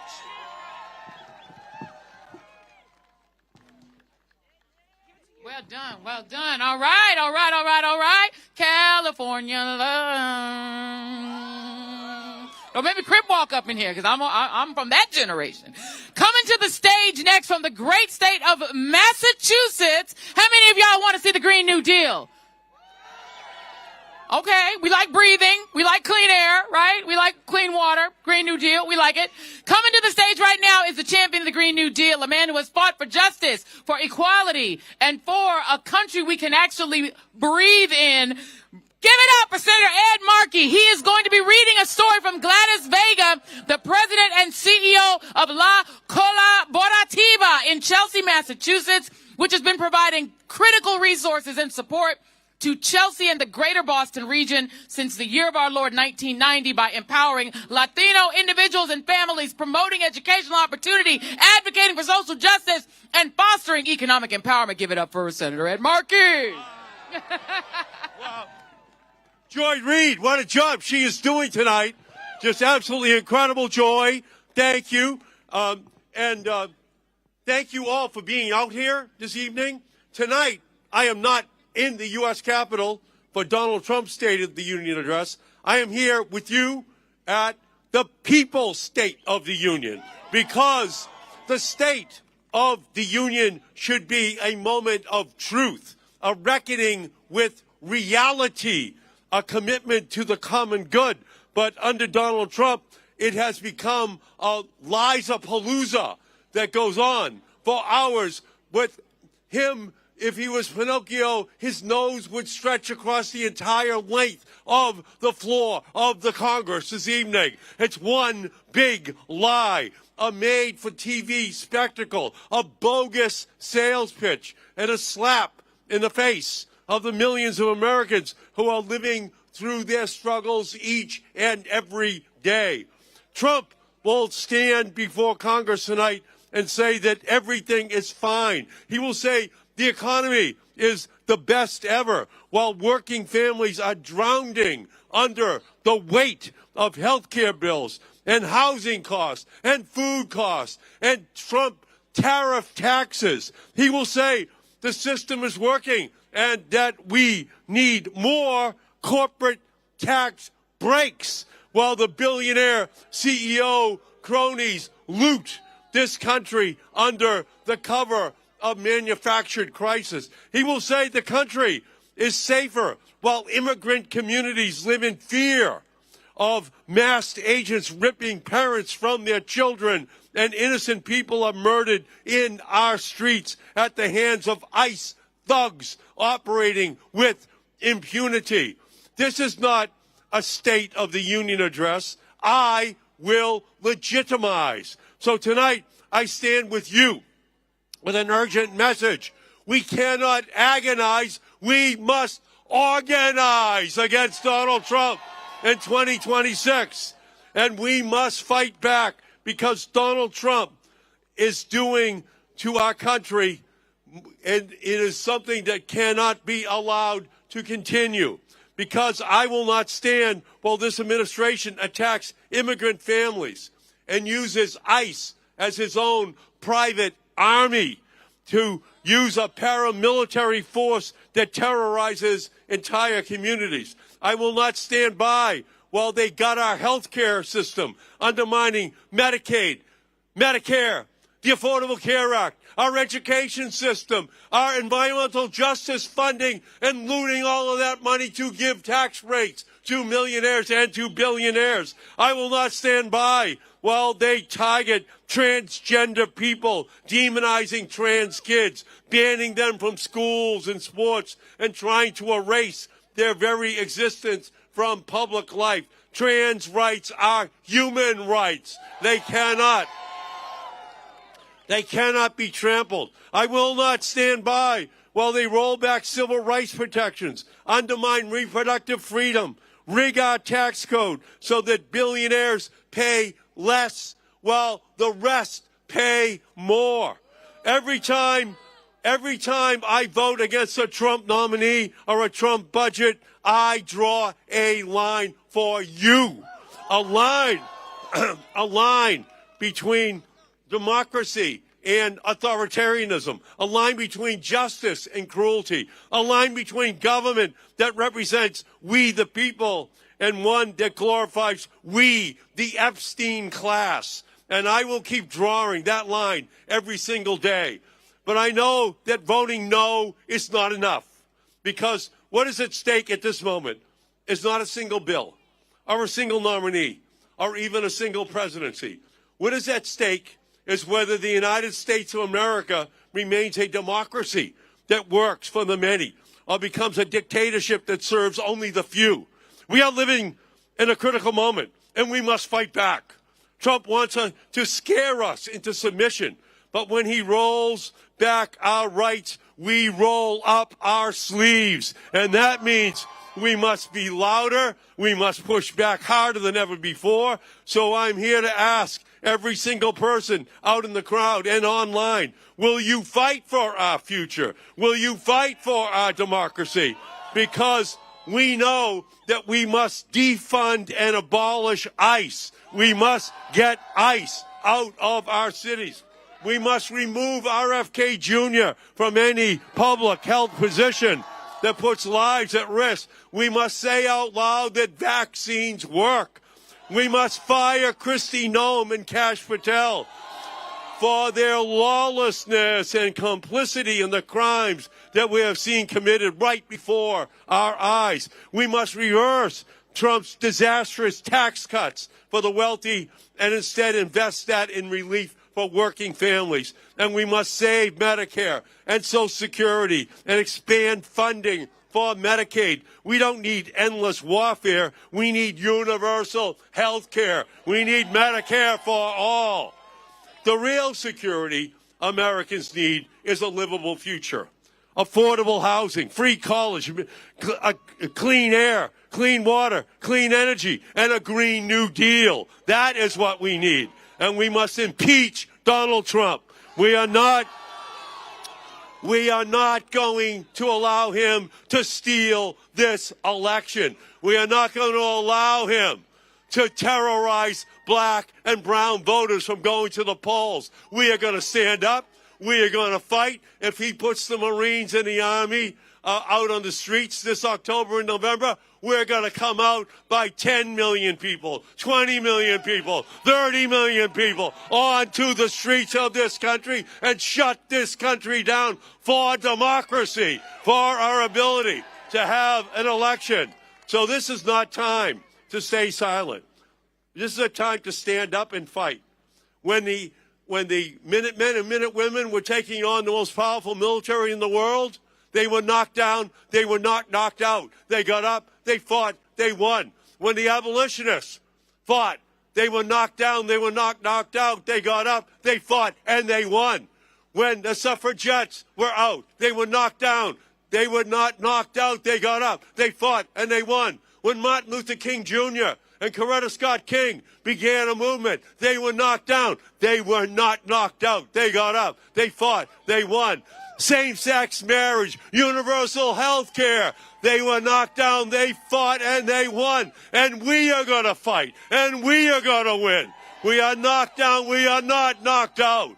This is a fight that we are going to win, because we know in this country that this progress has never come from silence. It has never come from surrender. It has never come from sitting on the sidelines. It comes because people get up and they fight and they win. So that is what tonight is all about. It has come from people, ordinary people, standing together and saying, enough to corruption, enough to cruelty, enough to policies that sacrifice the vulnerable for the powerful, because our power is not in the Oval Office. It is not a billionaire CEO's bank account. It is not a corporate boardroom. Our power is in the movement. It's on the streets of this country. It's our voices, it's our votes, it's our willingness to stand together, to fight for those who are most vulnerable in our society, to fight for our democracy itself. So let's leave here tonight saying we're ready to organize. We're ready to galvanize. We are ready to fight, not just for ourselves, but for the generations to come, because we will stand together and we will win. So thank you all so much for being here. And I'm going to read briefly a statement from Glattis Vega from Chelsea, Massachusetts, whose plane was stranded on the runway of Logan Airport and could not be here tonight. But this is her statement. As president of La Collaborativa, the largest Latin-led organization in Massachusetts, I'm grateful for the opportunity to address all of you tonight, even though I can't be there. Based in Chelsea, Massachusetts, we represent one of the communities hardest hit by the cruel, unjust tactics of ICE. In communities like Chelsea, the disappearance of loved ones is occurring every single day. Fear paralyzes the daily lives of countless residents, including those that protected us during COVID-19 and currently sustain the economy. In our city's downtown and storefronts, they are quiet, and sidewalks are desolate, with local businesses grinding to a halt. The Chelsea School District reports a major decline in enrollment and widespread absences, resulting in a budget deficit that will deprive children of education for future generations. Housing and infrastructure projects, a priority of Massachusetts, are collapsing, furthering unemployment and hardship.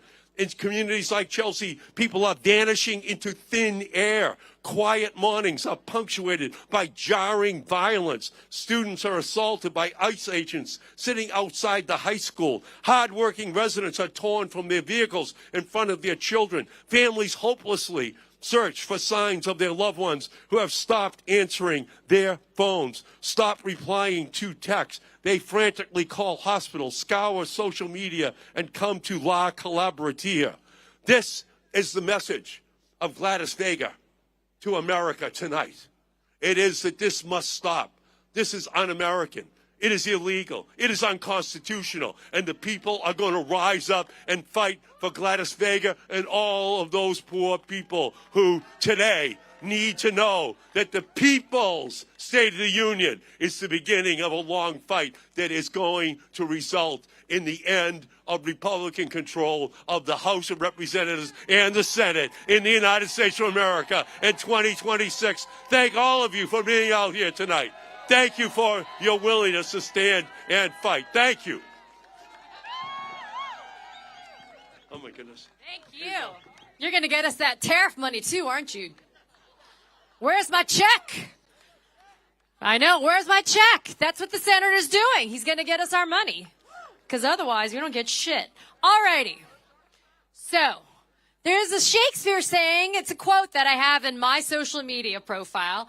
It says, though she may be little, she be fierce. And that's what we got with Congresswoman Becca Balint from the state of Vermont.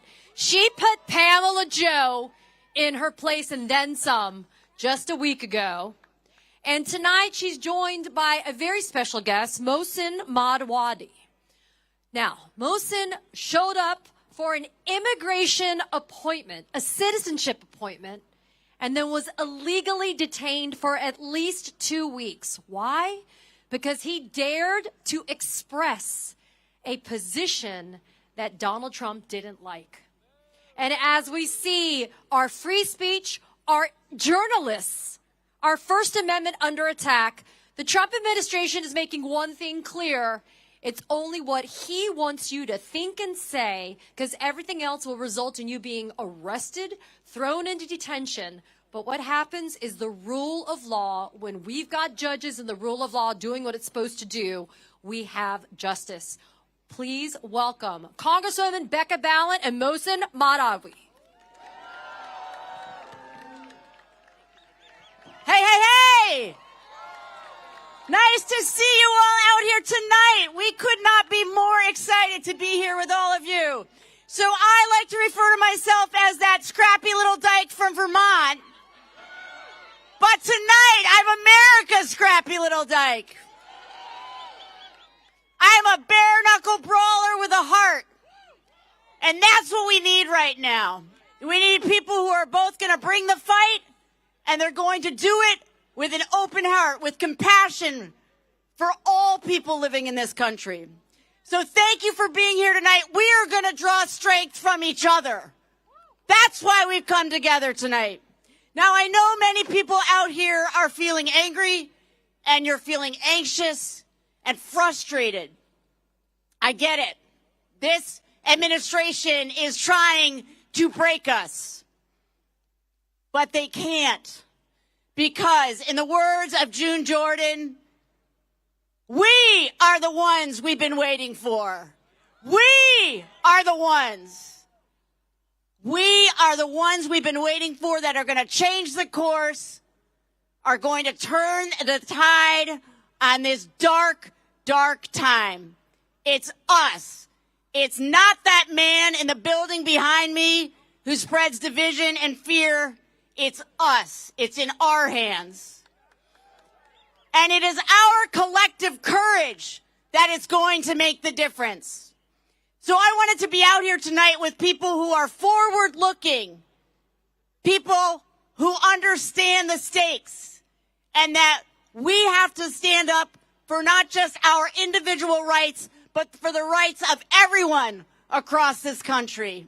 And we must be the light for each other. Don't lose heart.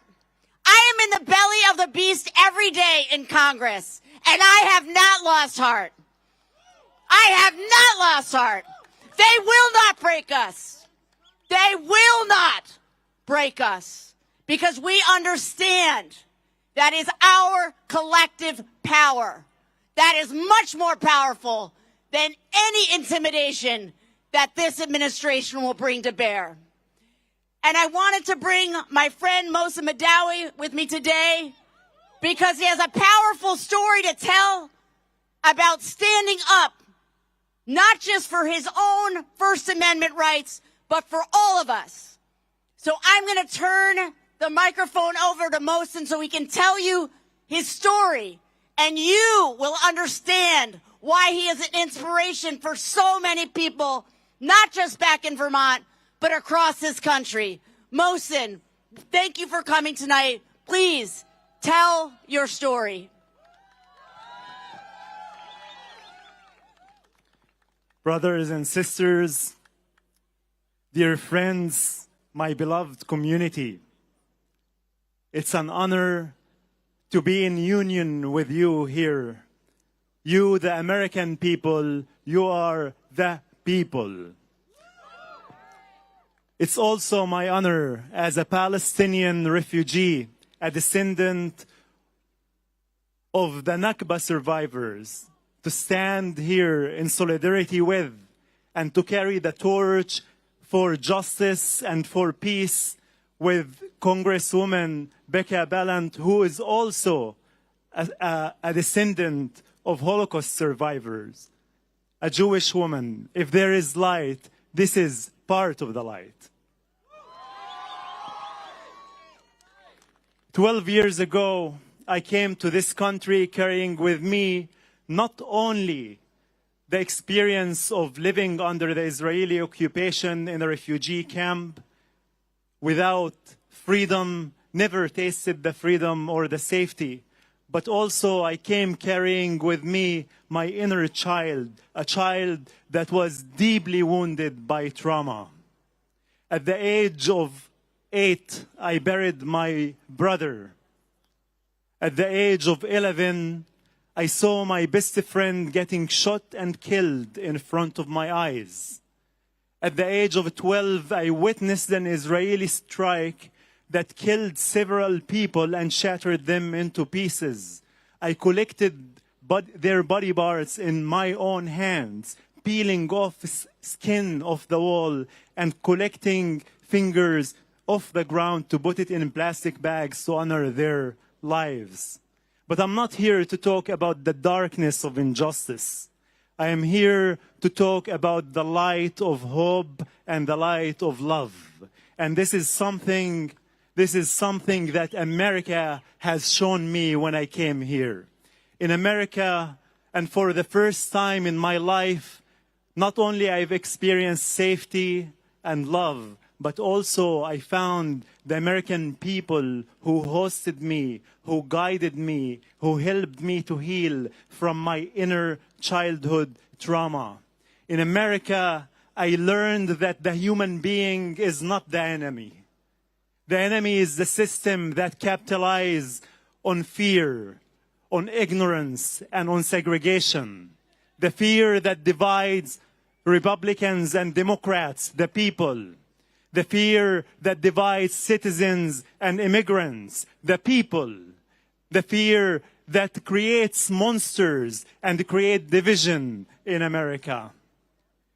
And in America, I also learned what MLK has said, injustice anywhere is a threat to justice everywhere. Injustice everywhere is a threat to justice everywhere. And that is what we are witnessing here, that the injustice that this administration is causing, tearing communities apart, scaring people and inciting fear and intimidation, destroying the most sacred document in this country, which is the Constitution of this country, and going and attacking us for practicing our First Amendment rights and our free speech is a form of injustice, and that the fight for justice in America, the fight to save this democracy, is interconnected with the fight for justice in Palestine for the Palestinian people.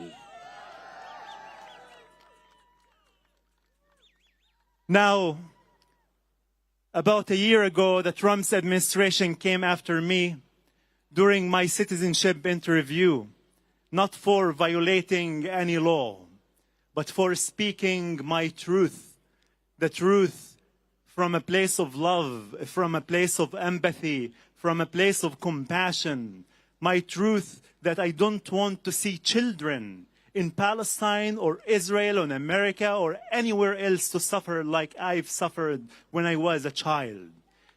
During my citizenship interview and after they asked me if I'm willing to take the pledge of allegiance to protect and defend this country and to protect the constitution of this country, they were the ones who betrayed it.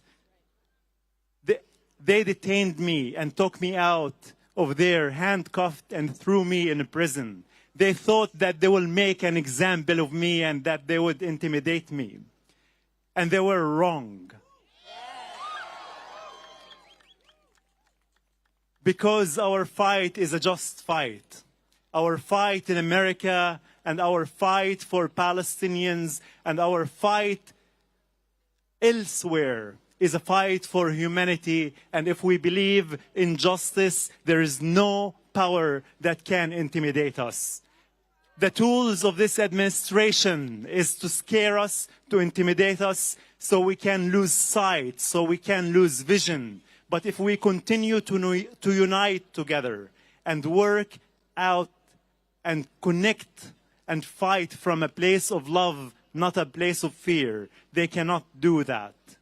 When I was released from my detention after spending 16 days, I came out and I sent a message to the president and his cabinet. And I told them that I will not be intimidated. And if you are feeling like me, unafraid, Repeat after me. We the people. Say it loud and clear. To President Trump and his cabinet. We are not afraid of you. Because the love that shines in our heart is much brighter and more powerful than the darkness of fear that's blinding you. The people united will never be defeated. The people united will never be defeated. The people united will never be defeated. The people united will never be defeated. Everyone, onward with courage, every single one of us. Strive beyond what you think is possible. Give other people hope and inspiration. It is our collective courage that is going to get us through. Thank you so much for being out tonight. Thank you.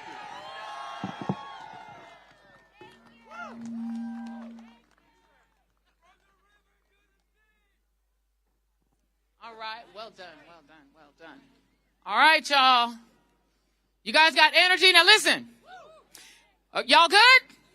Now, just in case you are feeling a little bit of FOMO and want to know what's going on over there, let me give you a quick briefing. Basically bullshit.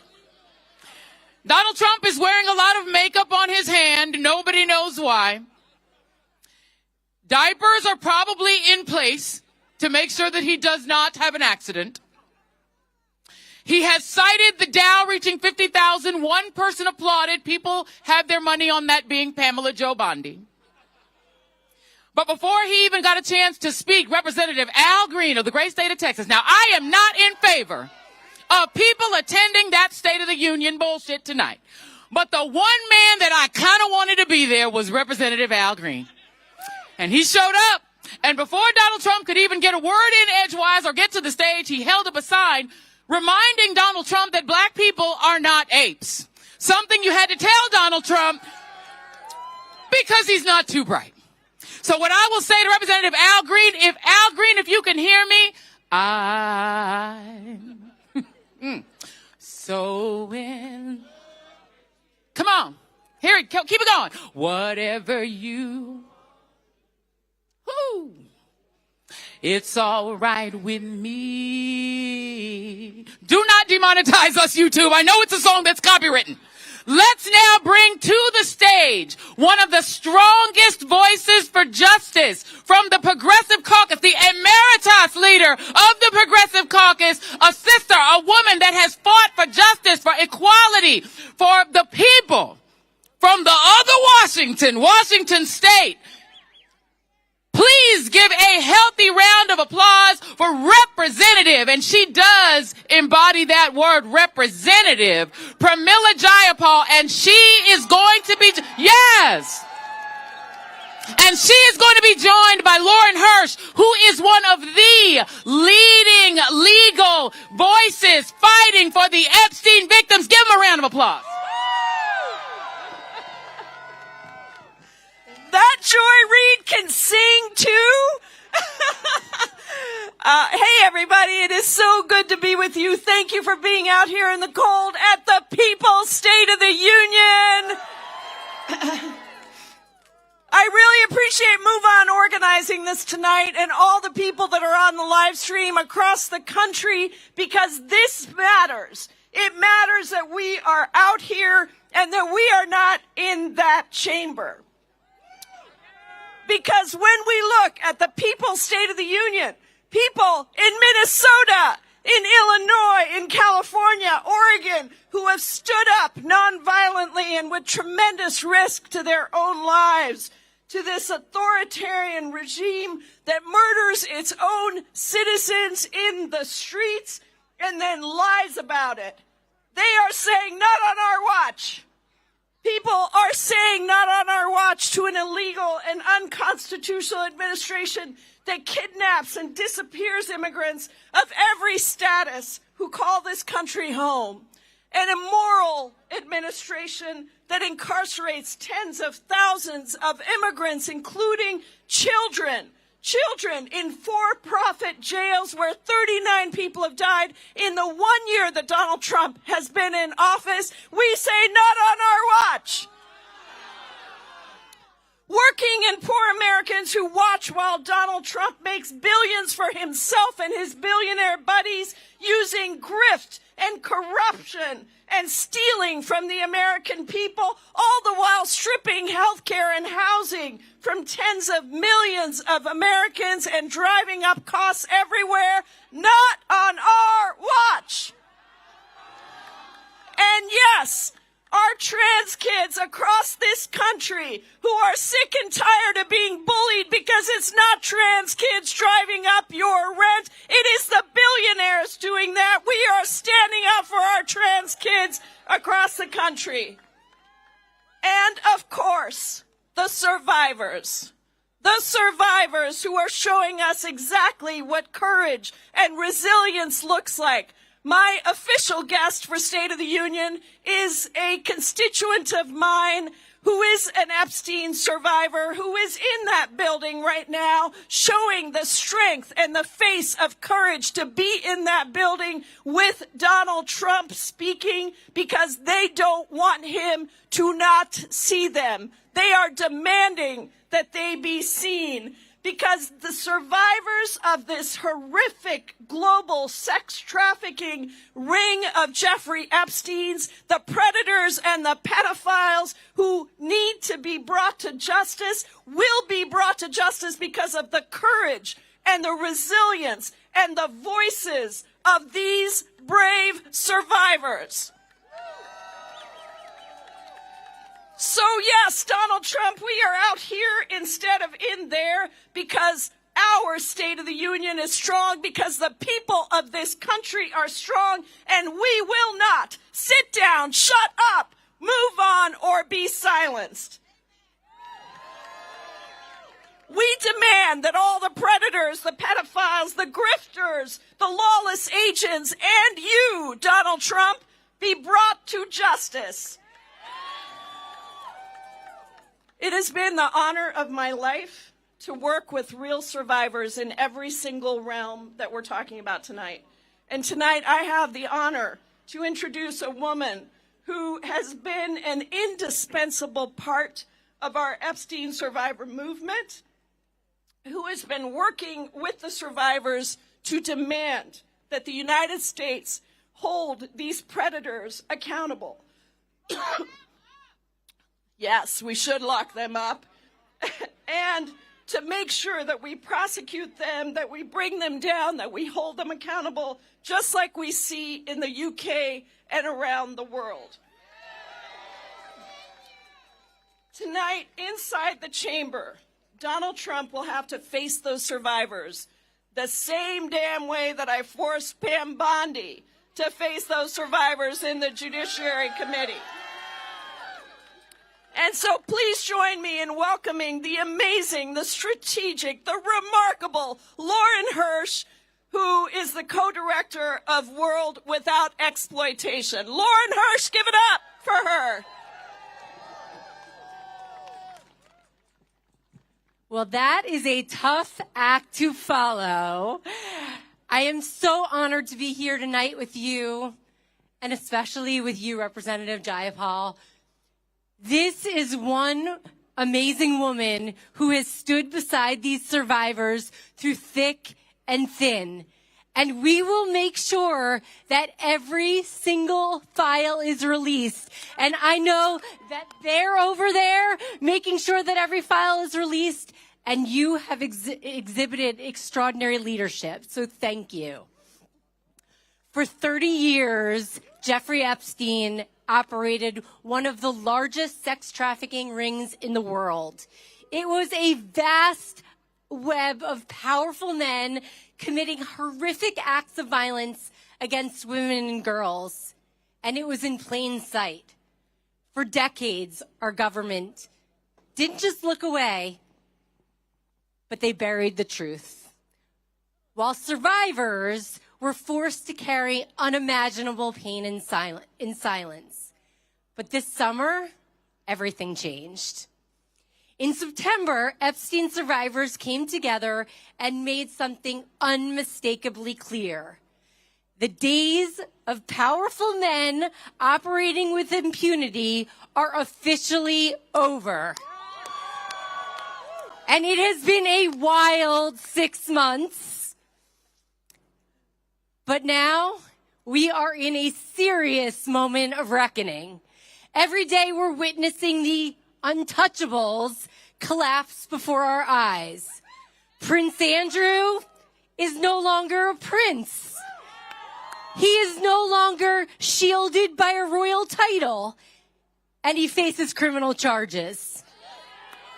Around the globe, exploiters who once hid behind wealth and influence in institutions are beginning to fall like a giant game of dominoes.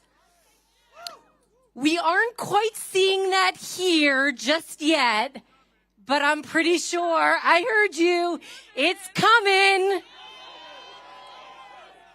And in this moment, when we're being told and they're being told to move on and there's nothing to see, survivors are doubling down and they are reclaiming their power. They are at the State of the Union tonight and they are facing an administration who has betrayed them time and time again. To every survivor out there who refuses to disappear, you are changing history. Keep speaking your truth because the earth is shaking.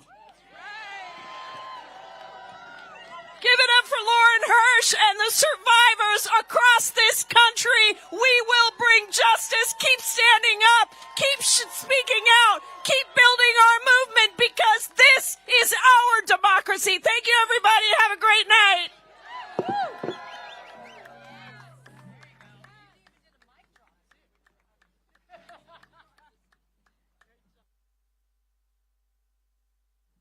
We even got a mic drop from the Congresswoman.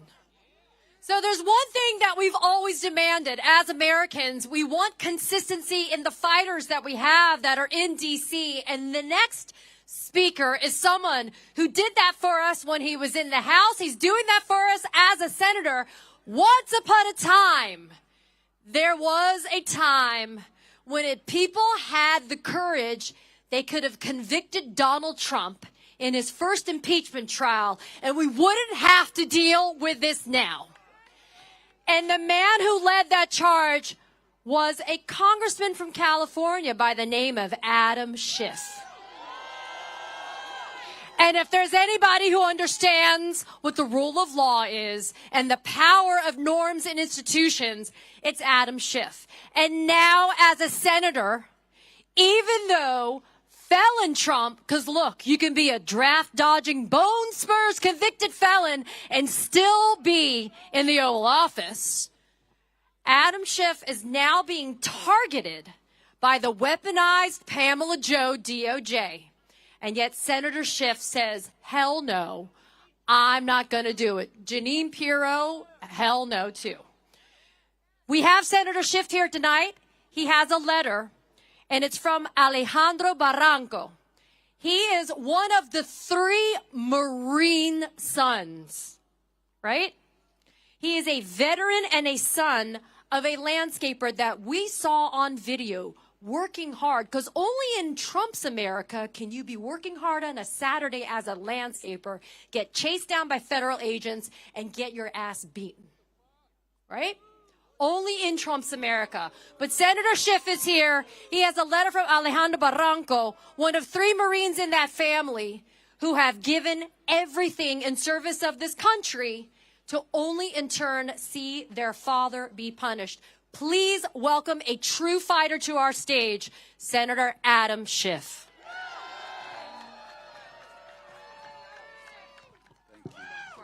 Thank you.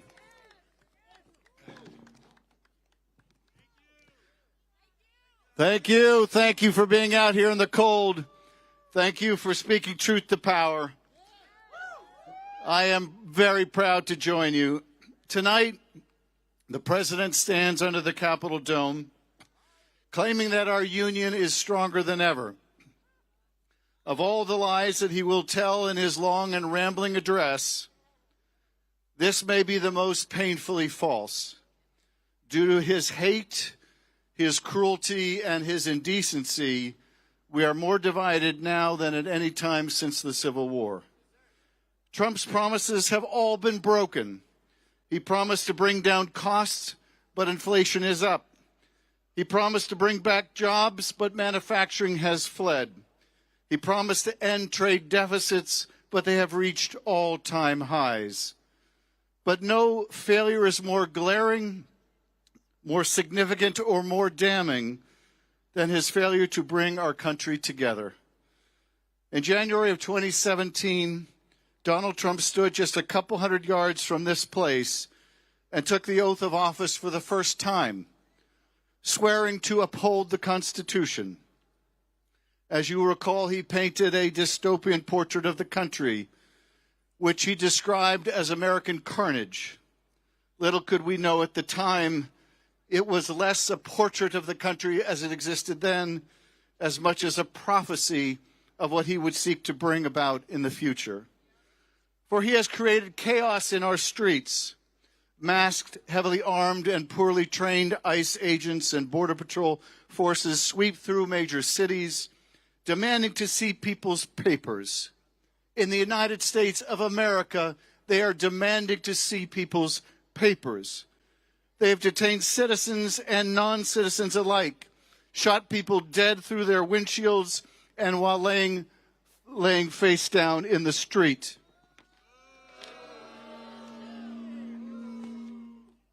When the courts have ruled against this administration's lawless conduct of its administration raids, their opinions have been ignored.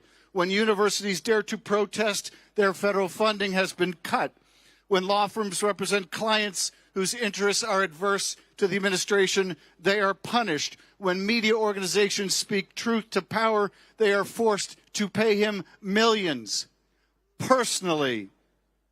All of this violates the oath the president took to faithfully administer the laws, to vigorously defend the Constitution. Thankfully, our founders gave us the tools to fight back against a man who would be king. And chief among those tools is one more powerful than all the rest, and that is the right to vote. And this November, my friends, we must use that tool. We must vote. One man's story tells us why. On a Saturday afternoon in June in Orange County, California, a landscaper named Narciso Barranco was working outside an IHOP. He lived in the United States since the 1990s, undocumented, yes, but no criminal record. American in every way except for in his papers. In that time, he'd raised 3 sons, all U.S. Marines. That Saturday in June, a group of men approached, masked, in tactical gear, guns drawn. They tackled him, pepper sprayed him, beat him violently, dislocating his shoulder.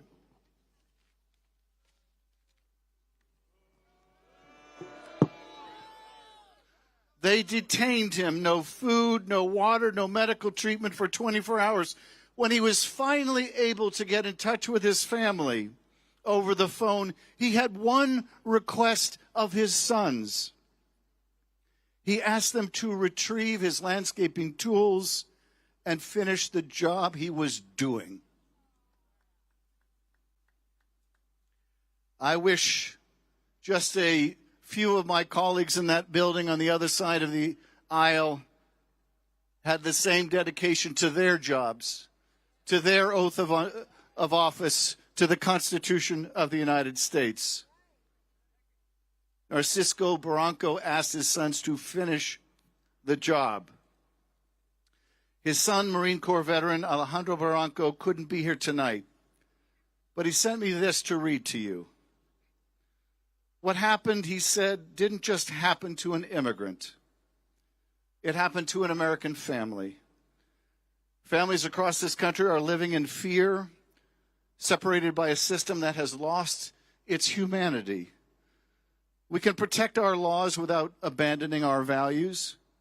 We are here because America must be better, fairer, safer, and worthy of the people who believe in it.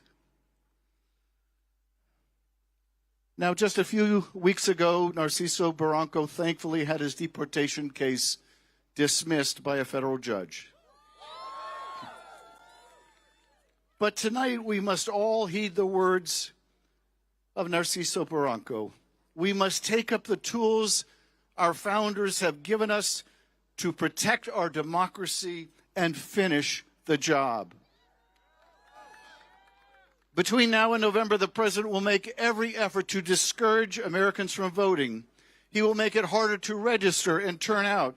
He may send ICE agents to polling places to intimidate our citizens. He will cast doubt on the results when his party loses.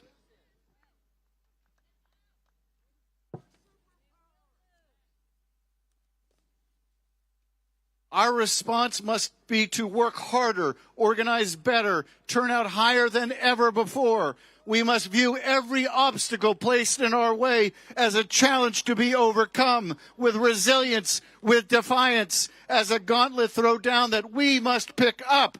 The fight for our democracy is a fight worth having, for it is democracy that makes all progress possible, and it is a struggle we can win if we pick up the tools we have been given and finish the job. In November, are you ready to finish the job? In November, are you ready to throw the bums out? In November, are you ready to defend our democracy?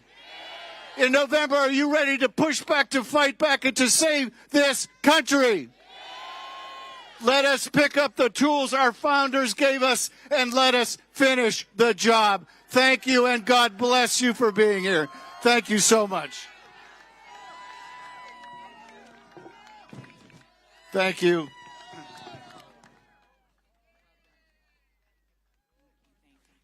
All right. One more time for the senator from the great state, California. We love the Californians, but we now are going to turn to the great state of Illinois, which was one of the earliest cities to see the absolute terrorism being unleashed upon Americans and immigrants alike by ICE, by the secret police being deployed by this regime. And one of the stalwarts in the great state of Illinois who has been fighting for the rights of people, for the humanity of the American people and our immigrant neighbors is one Representative Delia Ramirez. And she is going to be here from the great 3rd District in Illinois. Come on. And she is going to be speaking tonight in honor of Silverio, Keith, Renee, Alex, Linda, Ruben, and the 38 lives that we have lost at the hands of DHS, including Illinois resident Nenko Ganchev. Please give it up for Representative Delia Ramirez. Thank you, Joy.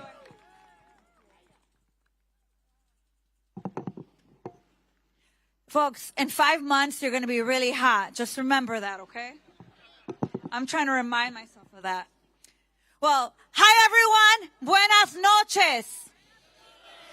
As you heard, I'm la congresista Delia Catalina Ramirez, and soy la hija orgullosa de padres guatemaltecos, ciudadana de nacimiento por derecho y representante del Distrito 3, una comunidad que está en la calle luchando contra los fascistas todos los días.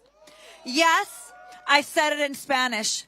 Because even as the fascists seek to diminish, to divide, and dehumanize us, we must remain powerful and defiant to fascists.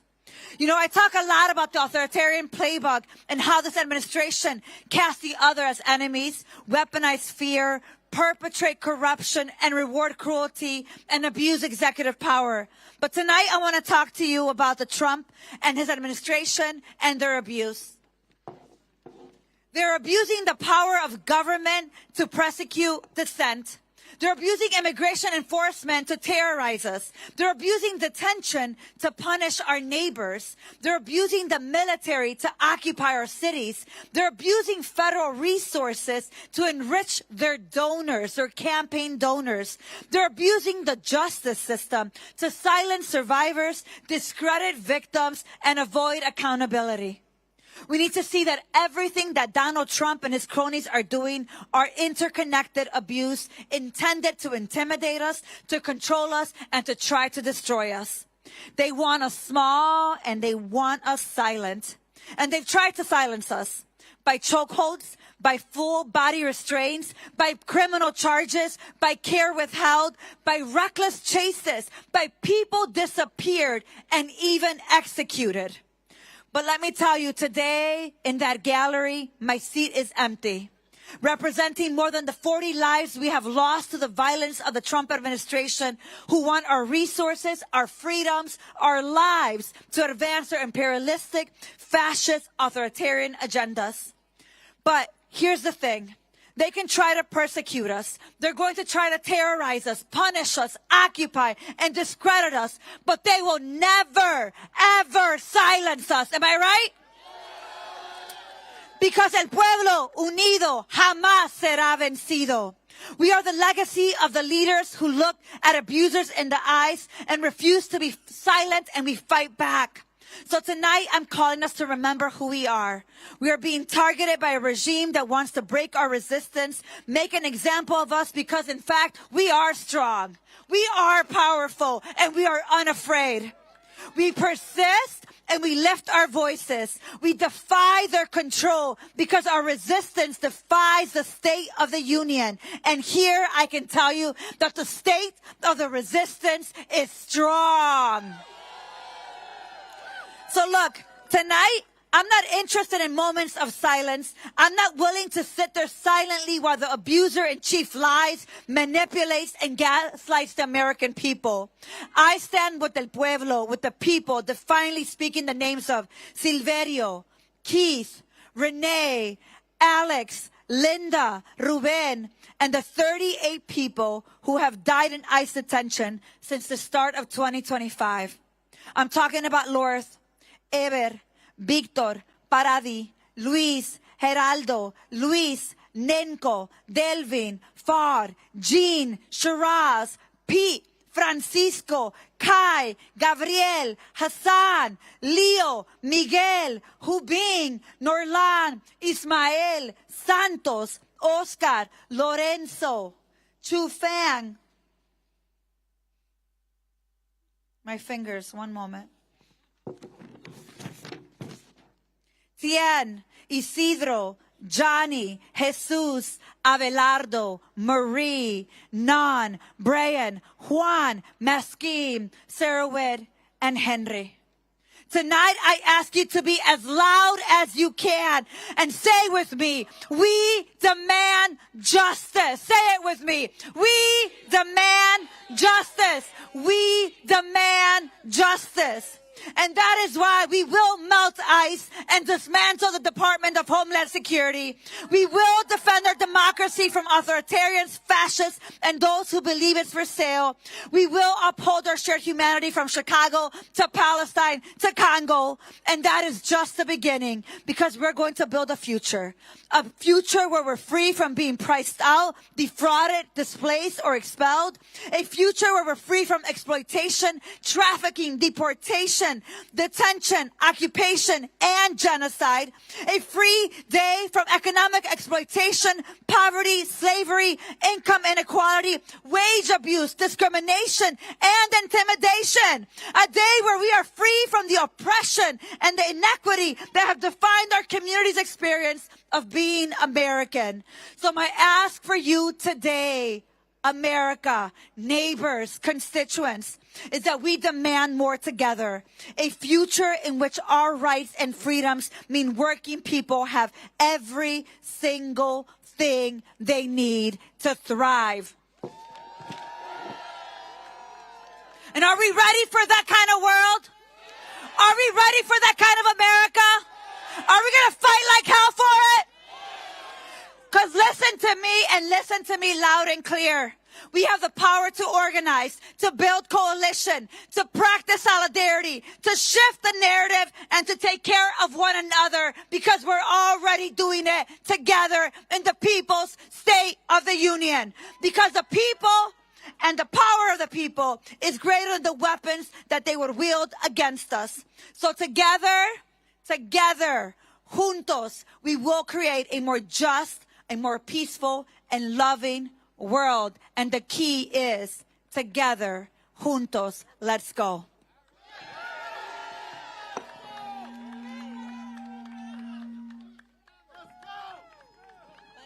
And let's abolish ICE while we're at it, huh? Muchas gracias. Alrighty, so those of you guys may remember that Donald Trump promised a lot of shit when he ran. One of them was what? No more wars. And yet, in the time that this guy's been in office, he's done some wackadoo stuff when it comes to our military. And no, it's not just DUI Hegseth that we're looking at. We're talking about felon Trump. There is a congressman from Connecticut. His name is Jim Himes. And he's on House Permit Select Intel. And when I tell you that this is the man that is standing in the breach, that is making sure that Americans get transparency when it comes to this type of operations, it's Congressman Jim Himes. Tonight, he is joined by Madeleine Beckett, who's based in Lansing, Michigan. And she lives in a mobile home park that's been bought out by private equity, of course. Profits over people. Since that takeover, she's had unbelievable, horrible experiences, including huge unexpected fees, undrinkable water, and an end to necessary maintenance. How are we supposed to live? Please welcome to our stage Congressman Jim Himes and Madeleine Beckett. Thank you, Katie, and thank you all. Thank you, America. Thank you, resistors. Thank you for people of goodwill. Katie's exactly right. I spent a lot of time on national security, but what does it mean to have national security if we don't have housing security, if we don't have economic security, if we don't have dignity? What does national security mean? I am so happy to be with you tonight because I caught the very beginning of that speech, and I heard President Trump say that we're the hottest country, that everything is fine, that people are richer and better and bigger than ever before. I don't know who he was talking about. Maybe he was talking about Ivanka. Maybe he was talking about Jared. Maybe he was talking about his billionaire cabinet members. But you know what? He wasn't talking about us. He certainly wasn't talking about Madeleine. He wasn't talking about the tens of millions of people like Madeleine Beckett of Lansing, Michigan, who, like so many Americans, worked 45 years, day in and day out, showing up for the job, raised a daughter, and now struggles to make ends meet in this richest, hottest country in the world. How does that work? You can't do much in this country if you can't afford a home, if you can't pay the rent. Too many of my constituents have given up on the idea that their kids might live in the communities in which they grew up. They have given up on the idea that they might advance and maybe save a little something for retirement or to educate their kids, because we have a housing crisis in this country. We got to build 5 million units just to get back to a place where Americans can afford housing. And in the meantime, hardworking, middle-class, true Americans, and by true Americans, I mean people who go to work every single day and who at the end of the week worry a little bit about those bills who are coming in the coming week. Real Americans who understand what it is to live in this country and to work hard and to live with dignity are getting squeezed out. There have been a lot of politicians up here tonight, but we got to never lose sight of who it is that we're fighting for. And so for that reason, it is my profound honor to introduce you to Madeleine Beckett of Lansing, Michigan. Madeleine, thank you so much for being with us here tonight. Thank you. Thank you. This, by the way, is the first time that Madeleine Beckett has spoken in front of a crowd. So we're going to help her along. Big round of applause for Madeleine Beckett. Thank you.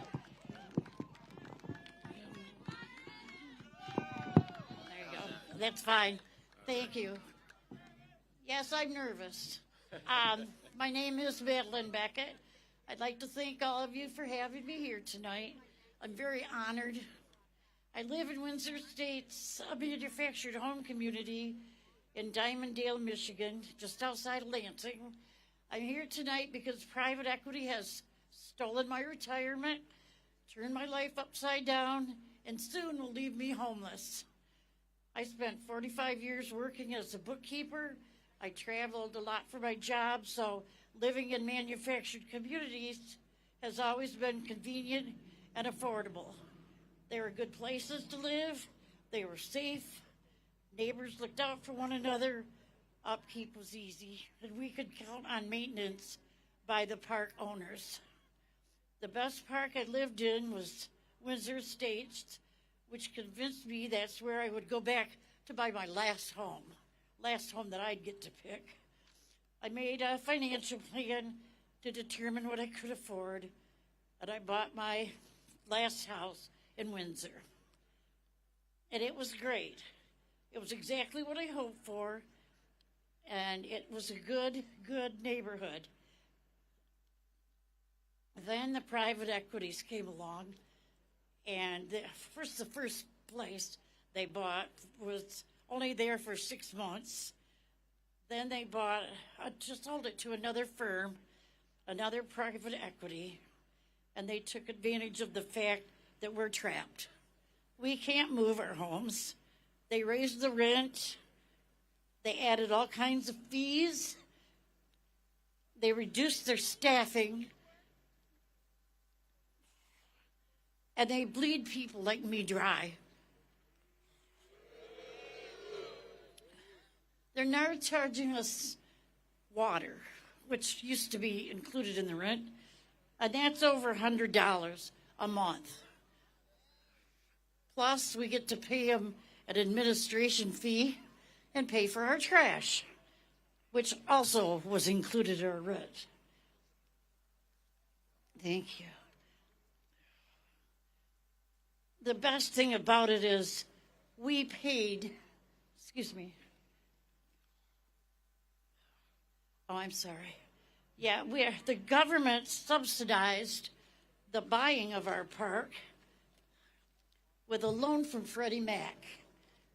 My tax dollars helped steal my retirement.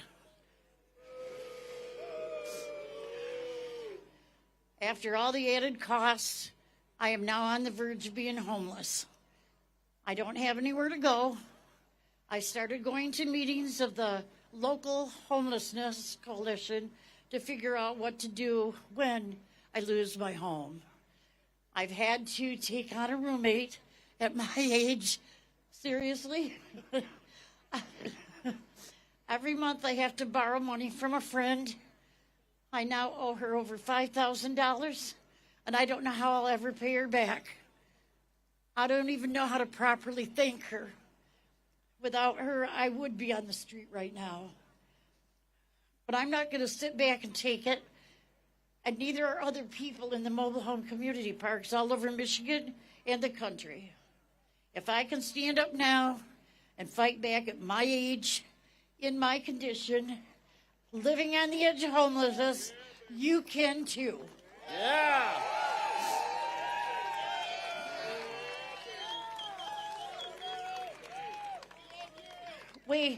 We need all of you here to put limits on how much these corporate landlords can raise our rents, and we need it now.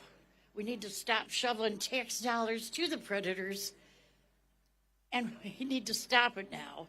And we need elected officials to grow a pair and stand up for us. We deserve better.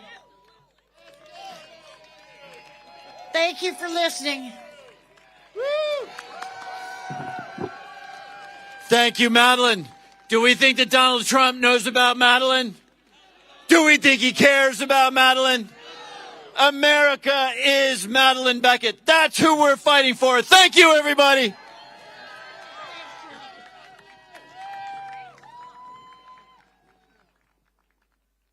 God bless you. Thank you so much. One more time for the senator and for Madeline. That is who we elect people to fight for, right? Okay, now, because all of you guys are stalwart being out here in the cold. First of all, can I big up that cat over there? Can we please acknowledge bringing a little of the Portland magic? We love a fairy tale creature. I just want to thank you for being creative and being in this space. Please give a round of applause to the yellow cat, everybody, please. No king's cat, no king's kitty over there. We appreciate it. There was a person over here who had a toilet sort of set up that was very creative as well. Big it up to all the creative people in the house. Now I want to take you all to the great state of Arizona. Wouldn't you rather be in Arizona right now? Just pretend like you feel it. Feel Arizona in your spirit. Feel the warmth of the sun, right? Okay, we're going to be warm in our spirits because we're as cold as hell out here right now. But that's okay, because coming to the stage are two people who you are really going to want to hear from. Representative Yasamin Ansari, representing Arizona's great 3rd District. And she is here with Sonia Almaraz. And Sonia Almaraz, I should say. Sonia Almaraz is the partner of Yari Marquez, who has leukemia and who has suffered severe medical neglect for more than a year at the Eloy Detention Center in Central Arizona. These are literally the kinds of stories and nightmares that are taking place in the Trump-Epstein era of the United States. So please give a warm round of applause and show some love to Representative Ansari and to Sonia Almaraz. Thank you. Oh, I'm going to give you that. All right. Good evening, America. I'm Congresswoman Yasamin Ansari. I'm proud to represent Phoenix, Glendale, and Guadalupe in the U.S. House of Representatives. And tonight, it is my absolute honor to be standing here with Sonia Almaraz. Sonia's loved one is Yari. Yari is a lawful permanent resident, a green card holder who was stripped of her legal status by Donald Trump's racist mass deportation agenda. For over a year, Yari has been locked up at the Eloy Detention Center in Arizona. Yari has leukemia. When I visited her, she was too weak to stand. When I sat with her, I watched her vomit blood. And tonight, while Yari suffers in detention, Donald Trump stands before Congress and lies to the American people. Donald Trump claims he is going after the worst of the worst, and that is a lie. Yari has no criminal record. Meanwhile, this administration and the Republican enablers in Congress handed ICE a $75 billion slush fund to terrorize our communities with no accountability. And let's be clear about who built this machine. Stephen Miller, the most awful human being, architected this cruel immigration agenda from the ground up. It is an agenda rooted in fear, rooted in hatred, and the belief that some people simply do not belong. Masked agents, violent raids without transparency, communities living in fear. That is not public safety. That is authoritarianism. And the Secretary of Homeland Security, Kristi Noem, oversees all of this. If a cabinet official allows this level of neglect under her watch, then she should be impeached. Authoritarianism is when the government cages the sick, it is when cruelty becomes policy, and it is when federal power is turned inward against our own people. My parents fled an authoritarian regime in Iran. They came to this country because America was supposed to be different. This country welcomed them. It allowed them to work hard and to build a better life. And in one generation, they watched their daughter become the first Iranian American Democrat ever elected to Congress. That is the promise of America, and I refuse to let it be dismantled. The real state of our union is whether people like Yadi are safe, whether the sick receive care, and whether human dignity still matters. So tonight we say together, free Yadi! Free Yadi! Because she belongs here. She deserves care, she deserves dignity, and she deserves freedom. Now I want to turn it over to Sonia, who I've gotten to know through this horrific experience, to share your and Yadi's story.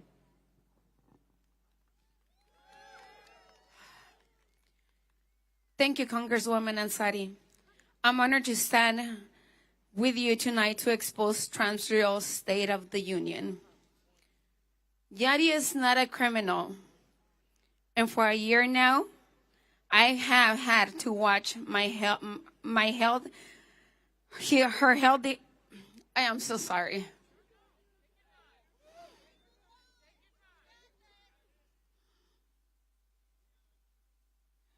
For a year now, I have had to watch her health deteriorate at the hands of ICE. Yadi has lost over 70 pounds. She's been coughing up blood for months on a daily basis now.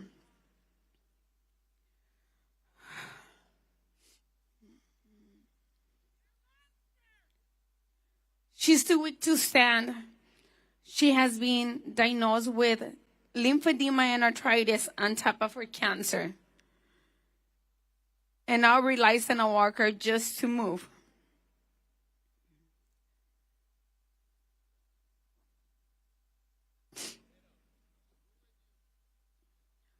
Her suffering is preventable, yet ICE has denied the basic medical care.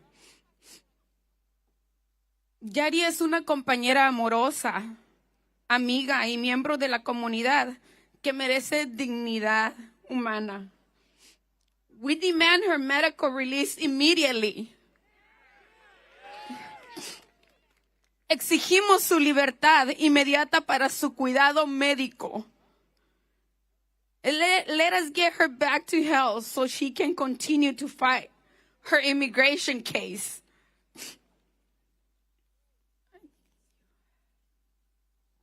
Thank you, Sonia. We will never stop fighting for Yadi. Give Sonia a round of applause. And free Yadi! Free Yadi! Free Yadi! Thank you so much, everyone. Have a great evening.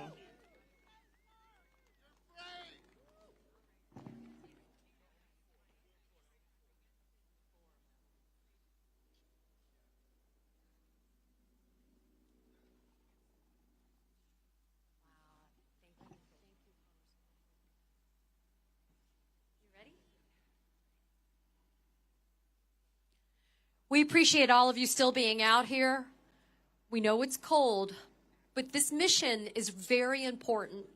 We now have the privilege of being able to listen to Charlene Rochard, a model and actress, and perhaps in her most important role, an advocate.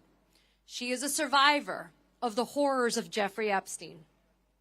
She has bravely spoken publicly about her experiences of being trafficked as a child, sustaining and suffering from the sexual abuse at the hands of Jeffrey Epstein, and the exploitation of her, and I want to underscore, as a child.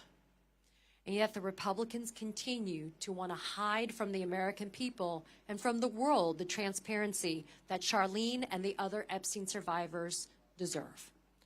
Charlene, this is your time. Thank you. Thank you. I am grateful to Congresswoman Randall for welcoming me as her guest for the State of the Union. And I appreciate all of you for giving me the opportunity to share my voice tonight. Thank you. My name is Charlene Rochard, and I stand before you not just as a survivor, but as a mother, a woman, and a citizen who believes deeply in protecting the next generation. People often ask how I found the courage to speak publicly about something so painful. The truth is, I didn't find that courage alone. For years, I carried the weight of my experience in silence. And then a longtime friend, someone who remembered the vivid details of my past interactions with Jeffrey Epstein, encouraged me to reclaim my voice. When I finally stepped forward to tell my truth, I found myself surrounded by a sisterhood of survivors who lifted me up and reminded me that none of us walk this path alone. But I want to be honest about something that rarely gets said out loud. What happened to us didn't end when the abuse ended. Epstein's manipulation and coercive control changed the trajectory of many of our lives. Some of us went from thriving, working hard, building careers, feeling hopeful, to being unable to work at all.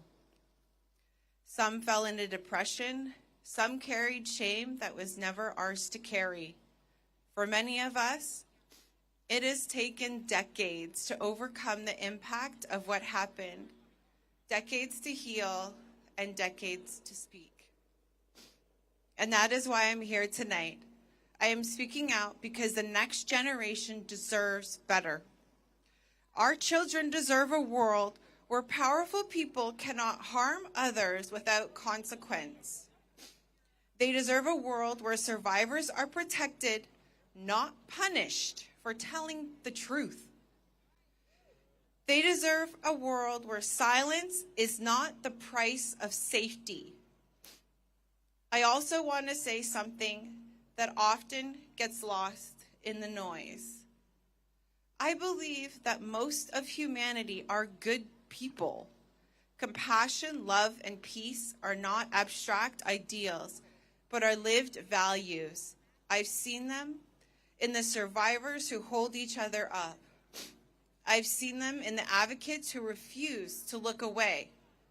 I've seen them in the people who quietly reach out and say, "We believe you."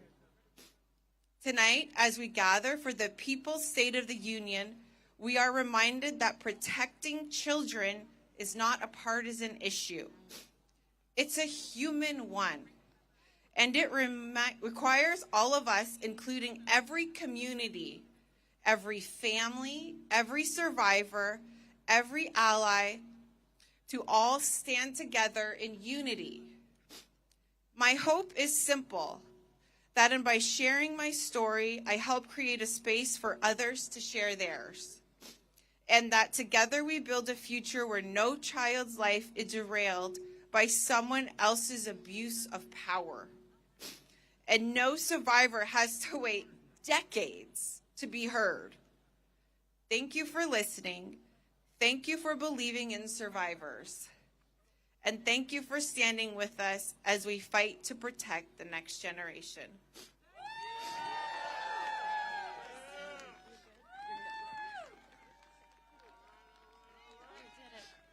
Please, everybody, let's please support Charlene right now, and please just show her a round of applause for the courage. This is why we're fighting.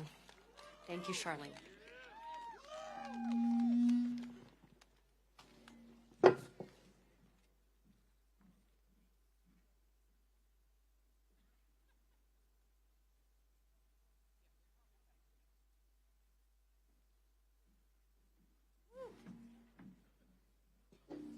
Look, it got real on this stage, right? I mean, I think a lot of the time, Katie, people feel like politics it's just theoretical. It's just people giving speeches. It's just people talking. But these stories that you've heard tonight, this is the reason that we elect people to office, because these are not theoretical problems. These are human tragedies, and they're all man-made. Orange man-made, specifically. And And what's happened to some of these folks, it is criminal. And somebody ought to go to prison for it. That's right. For abusing, it is unbelievable that we live in a country that has a Justice Department and so much injustice is being done under its nose. This is shameful. These stories that we've heard tonight, this should not be happening in the United States of America. And so this is not about speeches. This is about change. We have to stop this regime. We have to stop this regime. Joining us now, we are going to introduce 4 really important guests because we really want you all to take these stories in, okay? Exactly. Other countries are managing to hold people accountable, and the United States of America is not capable of holding people accountable. We are creating concentration camps and letting people suffer and die incarcerated for no reason other than being brown. Come on now. Come on now. If we can't do better than that, I don't even know what to tell you. Let's introduce these guests, my friend. These are the voices, and this is why we're here tonight at the People's State of the Union, the People's State of the Union. Dr. Troy Jacobs worked on maternal fetal health along with vaccines. You know, the important stuff. Originally from Ethiopia, Dr. Jacobs came to the United States to improve our health outcomes for mothers and children. Fired by the Trump administration during the DOGE cuts after the dismantling of USAID. We're also joined by Yvonne Rodriguez and Alice Goldberg, a music teacher who owns her own small business, whose premiums jolted after Trump's big bullshit bill, and Marlon Ricardo Camejo, whose citizenship appointments were canceled by whom? By Kristi Noem, because she's too busy flying around in her $cajillion jets. These are the guests, these are the people that you're supposed to be hearing from tonight, not from convicted felon Donald Trump. Come on.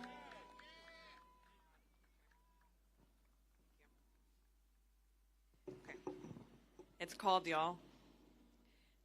Good evening, everyone.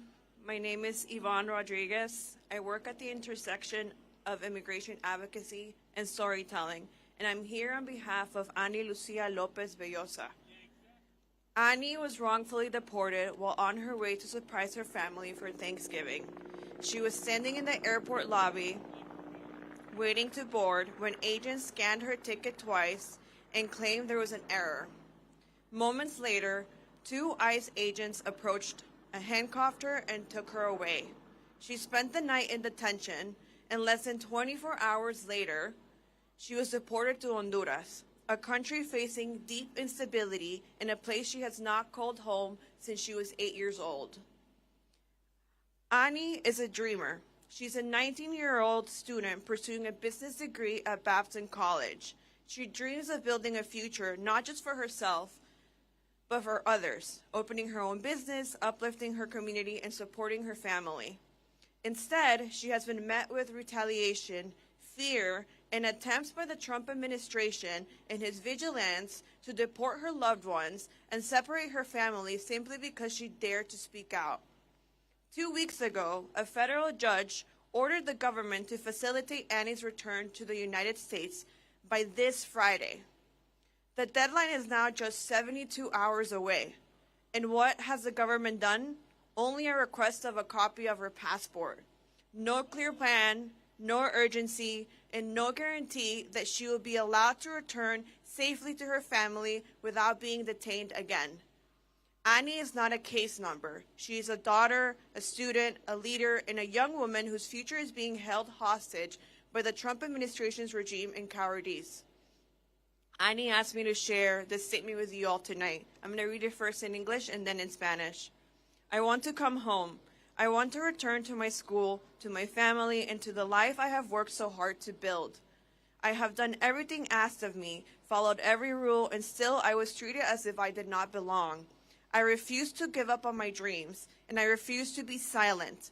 I am asking for fairness, for dignity, and for the chance to continue the future I started in the only country I truly know as home. Now in Spanish. Quiero volver a casa.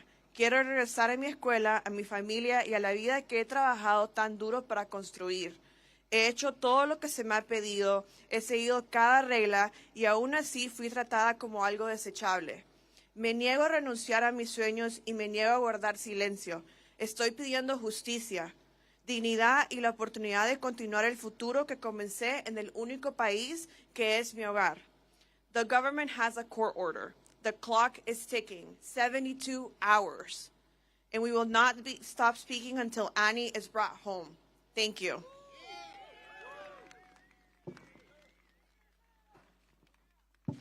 Good evening, Washington, D.C. I'm Marlon. I'm coming from the great state of Connecticut. I'm son, and also I'm an immigrant. I'm Cuban immigrant that came to this country 3 years ago. I'm here talking on behalf of my dad, Moses Ricardo, that he came to this country 17 years ago, escaping from a dictatorship in Cuba, which is crazy. Yeah, it was so tough regime. And now, 17 years later, my dad has to face another authoritarian regime in the U.S., so it's crazy. So 17 years later, my dad has been here working so hard, doing his best, fighting with the fire in California, helping people in the hurricane in North Carolina. Now the administration, this Trump administration, told him that he's a threat for this country. And he cannot become a citizen because he's a threat. There is nothing that can prove more that somebody's not a threat than 17 years working and supporting the country that he loves. I came to this country, he was the one that taught me to love the greatest nation in earth. But that's not what we're seeing. As I said, I'm coming from a regime. It's so important to remark this. So Castro and so many other dictators, they were elected. So those that said, okay, this guy is not a dictator, is not going to be a dictator because people elected. No, that's not the point. He can do it. We are not going to let him. That's for sure. We are not going to let this guy be a dictator. All right? We have two really good people behind us that's going to fight him. And we have to support him too. All right? How are we going to do that? First of all, go and voting. So we're going to vote, and we're going to take all these people, haters, out of the Congress. And how also we're gonna continue fighting, doing this. Standing up, no regrets, just push forward, we got this. And I wanted to make sure that you guys understand, all the people that talk about, this is about criminals, this is about illegals. My dad is a green card holder for 17 years. He came here legally, no criminal records, but I don't want him to become a citizen because he's a threat. This is not about nothing like security or nothing like that. This is about racism. If my dad would be white, he's okay, but he's not. He came from a poor country that just pursuing happiness, like so many other people, and that make him a criminal, maybe. So, and I'm so happy and glad to be here, being part of this great event, because we are the people of the State of the Union. We are the people. That's the most important part of this. We are the people. The people is America. America is not a president. America is not an administration. You guys are America. We are America.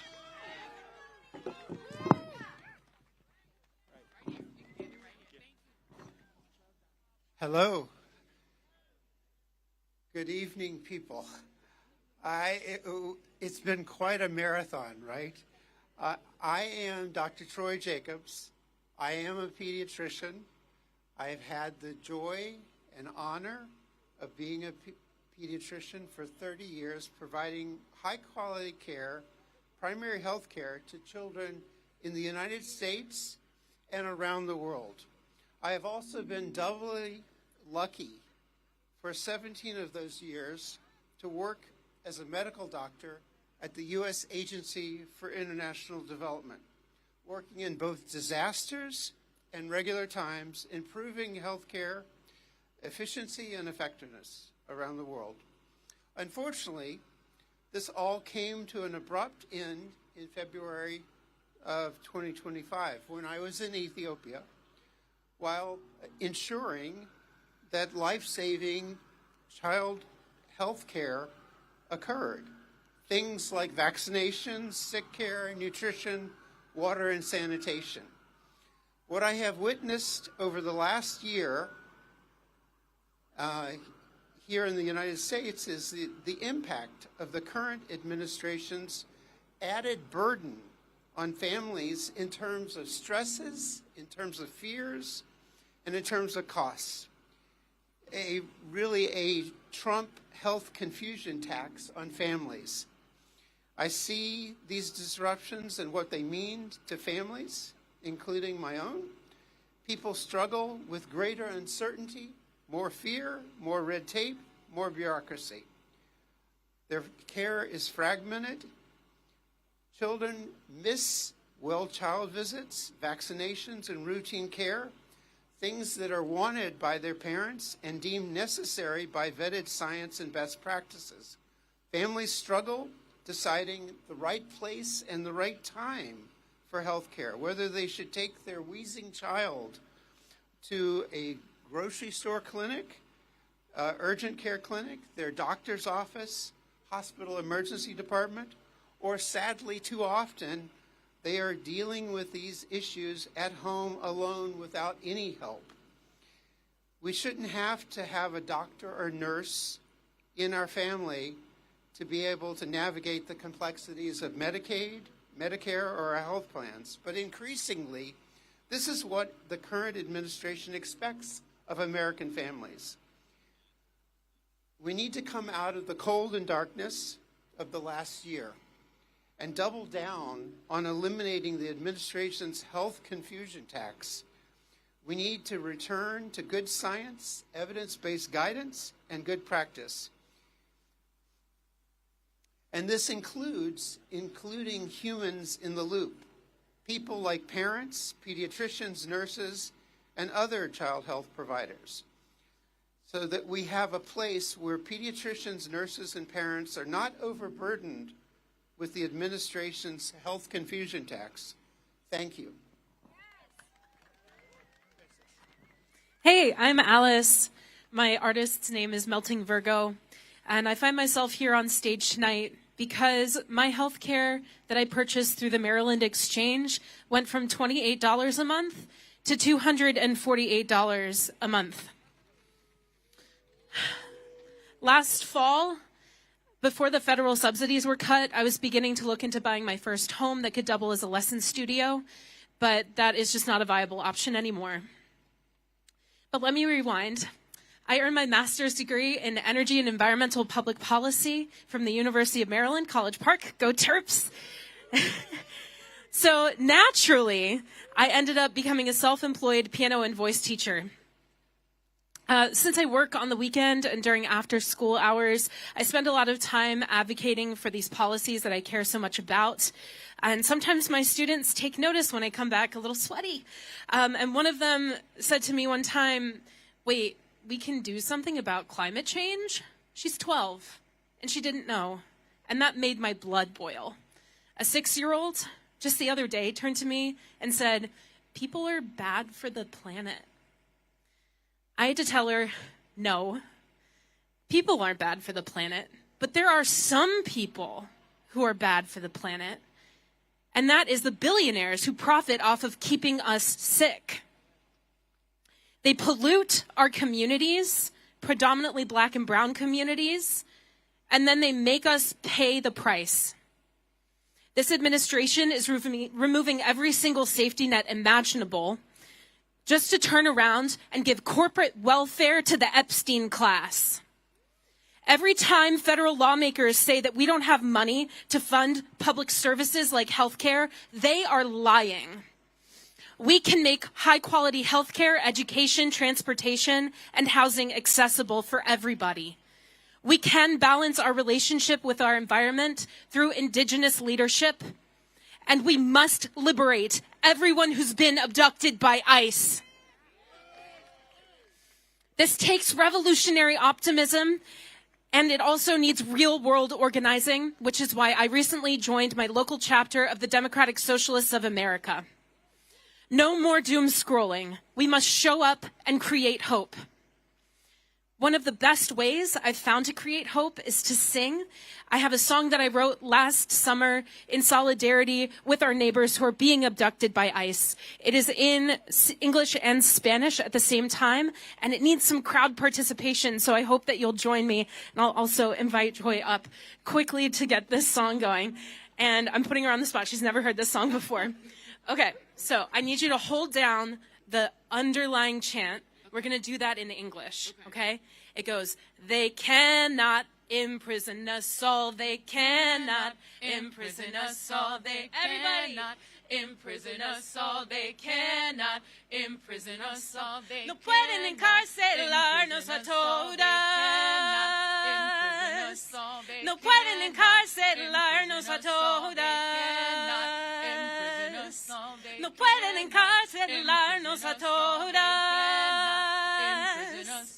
No pueden encarcelarnos a todas. No pueden encarcelarnos a todas. No pueden encarcelarnos a todas. No pueden encarcelarnos a todas. No pueden encarcelarnos a todas. Imprison us all. Hey. Woo! Okay. I think I did okay. You did amazing. Yes. You get an A. I don't give grades, though. We just go on vibes, and the vibes were immaculate. Thank you so much. Thank you. Thank you very much. Let's give another round of applause to all of these amazing assets to the community of the United States of America. This is what we want. Here's my suggestion. Maybe we should deport Donald Trump. What do you think? Keep all of these beautiful people and deport Trump. Katie Fang, how are we going to end this beautiful, wonderful evening? We're telling everybody who's here. Well, first of all, Joy and I want to say the following. We want to say thank you to the members of the press that are here, that have been here in the cold, documenting this. This is important. So we appreciate all of you that are here, that have been here. We also appreciate all of you diehards that have stayed here. And everybody who's watching us on the live streams, go to SOTU.org for what? No King's Day 3.0, March 28th. Thank you for being here. I'm Katie Fang. I'm Joy Ann Reid. And this is the People's State of the Union. Good night, everybody. Thank you for being here. Thank we love you. And good night. And thanks to the Midas Touch and MoveOn.org. Amen. Give a round. Thank you. Thank you. Good night.